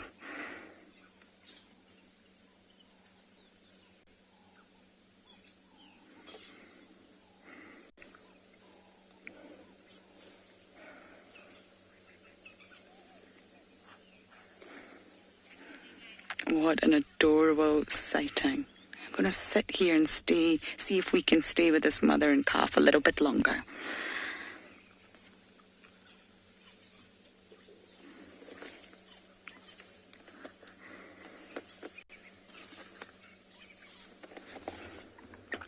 What a fantastic view we are being blessed here with sometimes very confusing and tricky fawn-coloured lark. We've been watching it for a couple of minutes. It's actively feeding now. Predominantly insects would make a fairly large portion of its diet. Seems like it's hiding. But that white, washed belly, throat is very, very distinctive for this bird. And then you can see that beautiful little cheek patch. Nice little white eyebrow. And then its uniform, when it turns around, its uniform fawn-coloured appearance is where the bird gets its name from. When it comes to this group of birds, larks, it can be fairly tricky sometimes. But once one has the luxury of looking at them, that's the only way you're going to be able to ID them correctly. Because you also have variations within the species as well. So for like example, this fawn-coloured lark, there might be 3 variations depending where you are. South Africa, Botswana or Namibia, for example. And it would slightly vary in colour. So sometimes quite tricky, always keeps you on your toes. And it's really exciting birding when you get into larks and pipits and all your other little LBJs, like we would like to refer them to, little brown jobs. Fairly quick moving along the ground.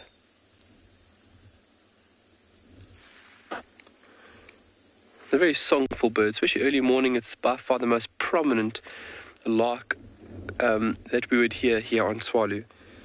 It's a nice, jumbled, very melodious, like songful call.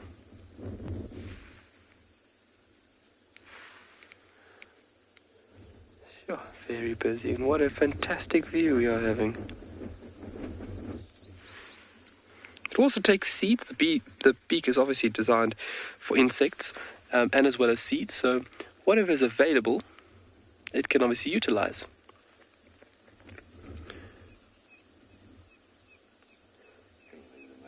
Okay. Alrighty, so he's going to be off. And I think what we're going to do is we're just going to bumble along slowly down the road over here and see what we can find. We had a beautiful wildebeest, but it didn't want to have anything to do with us. Starting to warm up now. Heat is really starting to pushed down from the sun, and this is where a lot of animals will start to seek their shady spots for that midday period.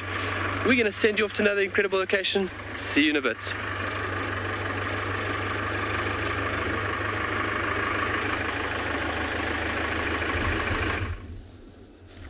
As it's starting to heat up in Tswalu, it's also heating up in the Mara, and this giraffe is taking that advantage to rest. Normally during the times when it's starting to heat up, when the temperatures are rising, giraffes will take time to rest, maybe in the open area. We just found her when she was seated, but then because of our presence, she woke up. They prefer eating on the very cooler times of the day, in the evening, let's say late afternoon to around dusk, and then early morning. But during the mid-morning to afternoon, you only see them resting.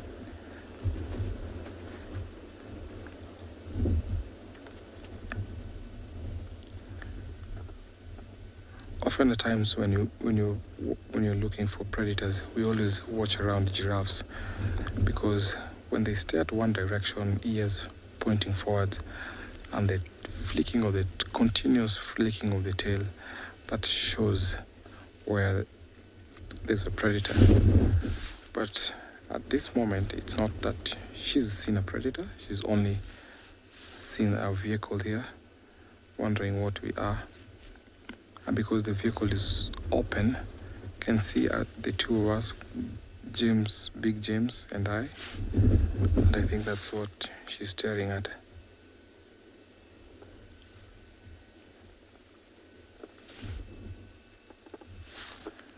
So this is a female giraffe, and you can tell by just looking at the horns on the tip of the horns there. There's hair, and mostly females don't walk alone. There must be other that might be around the tree line there. So she only came to the open to rest. And because you're sitting, it's a good position where she can actually watch at 360 degree, because it's very risky of her when she's decided to head back.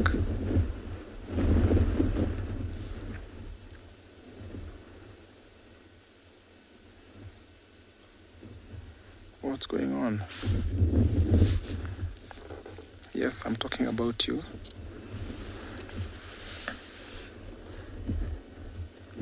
Very, very elegant animal. So I'm going to stick around here and watch this giraffe as I take you over to another live location.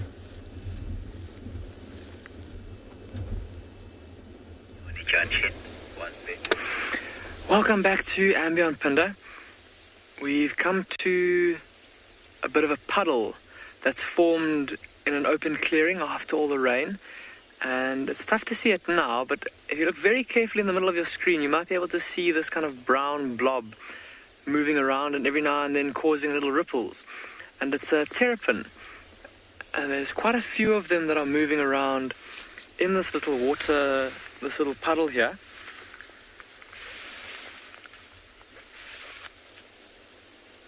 And they'll be taking advantage of all the puddles that are currently scattered all over the reserve. And within these little puddles, there'll be lots of little things for them to feed on, little aquatic invertebrates. As well as we can hear lots of frogs calling in the surrounding areas, and when those frogs spawn, there'll be lots of little tadpoles for them to feed on. Also with the puddles, you may remember earlier we saw those two buffalo bulls, and I'm pretty sure that once this weather system passes through and the sun starts to come out again, and we start getting those hot days that are so typical of this part of South Africa at this time of the year, that animals like those buffaloes will come and lie down in these puddles and roll around in the water, or cool off in the water, roll around in the mud, and those little terrapins will take advantage of that, and they'll act almost like oxpeckers and pick off the ticks off of the large herbivores that come and lie down in these pools. And that's why it's very important after rain, if you do find yourself driving around on a game reserve or in a wilderness area here in Southern Africa, very important to drive very slowly when you go through a puddle, because you never know what might be in there. By driving slowly, it just allows whatever animal might be in there to move out of the way, and also causes a bit of a bow wave to push them out of the way. And that's exactly what we're doing. We're just slowly driving through the puddle, and we noticed the two little terrapins.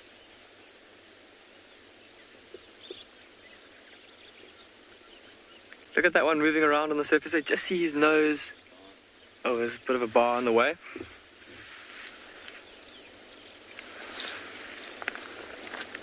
So would you like me to go back a little bit, Craig? You can see we'll go back a little bit just to try and get another look at that little terrapin.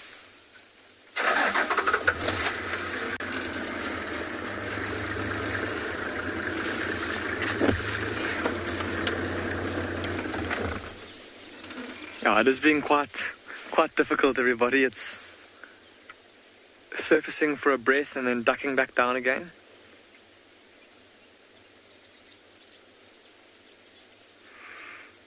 And that might be the last view that we get of it.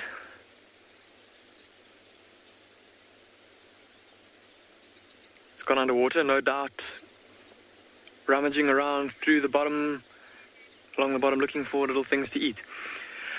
A tough morning, everybody, but nice to get to see that little terrapin. And I think Craig and I are going to start to make our way back in the direction of the lodge.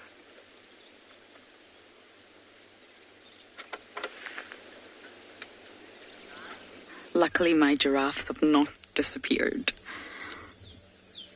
Very, very calm, relaxed, feeding.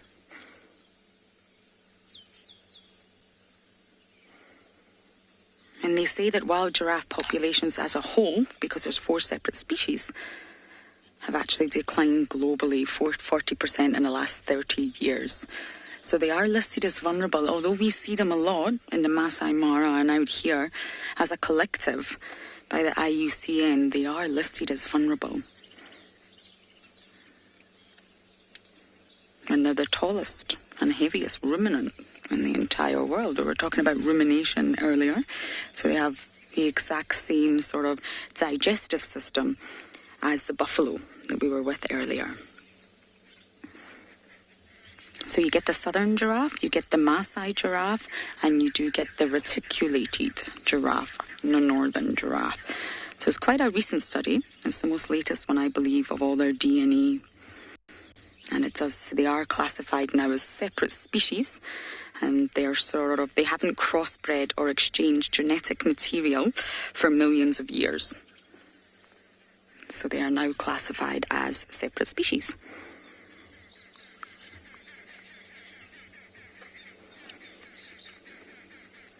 The paper actually also questions why the giraffes were kept so far apart.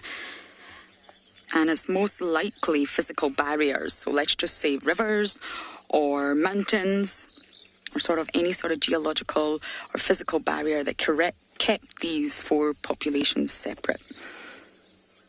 Now, Cara, you're asking, as they get older, do they get darker? That was always sort of the rule of thumb for many mammals, actually, and it was always thought that the darker the patches, those sort of lovely patches on the skin were, the older the giraffe. But actually, this is sort of a myth that's been debunked. Yes, the older ones can get darker, but the complete opposite is also possible, where the older ones really don't get darker at all.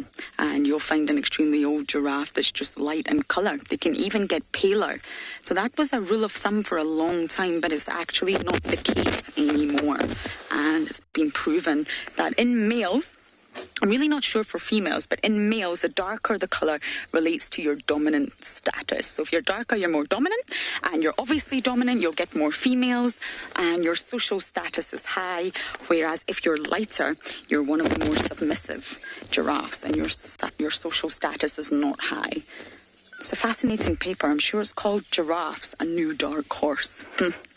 Yeah, I did appreciate that. And you can read it online, and it's really, really fascinating. But that was an interesting question, because for a long time it was thought, as you get older, your patches darken, which absolutely may happen in some individuals, but it's not necessarily the rule for all. What a lovely way to end today's drive. And Morgan and I were just saying it's all been about babies for us this morning. Baby hyenas, which was brief, but still. We got to see a new spotted eagle owl chick that I am going to follow every single day. Then we didn't quite get to see it, but the Wahlberg's eagles definitely in that nest. And now here we have the most adorable, gorgeous baby giraffe. There's been quite some drive today. Thank you everyone for jumping on board. It's always a pleasure to have you with us. And we will be out this afternoon, so make sure you join us then, and hopefully you'll be in store for another delightful giraffe. Bye for now.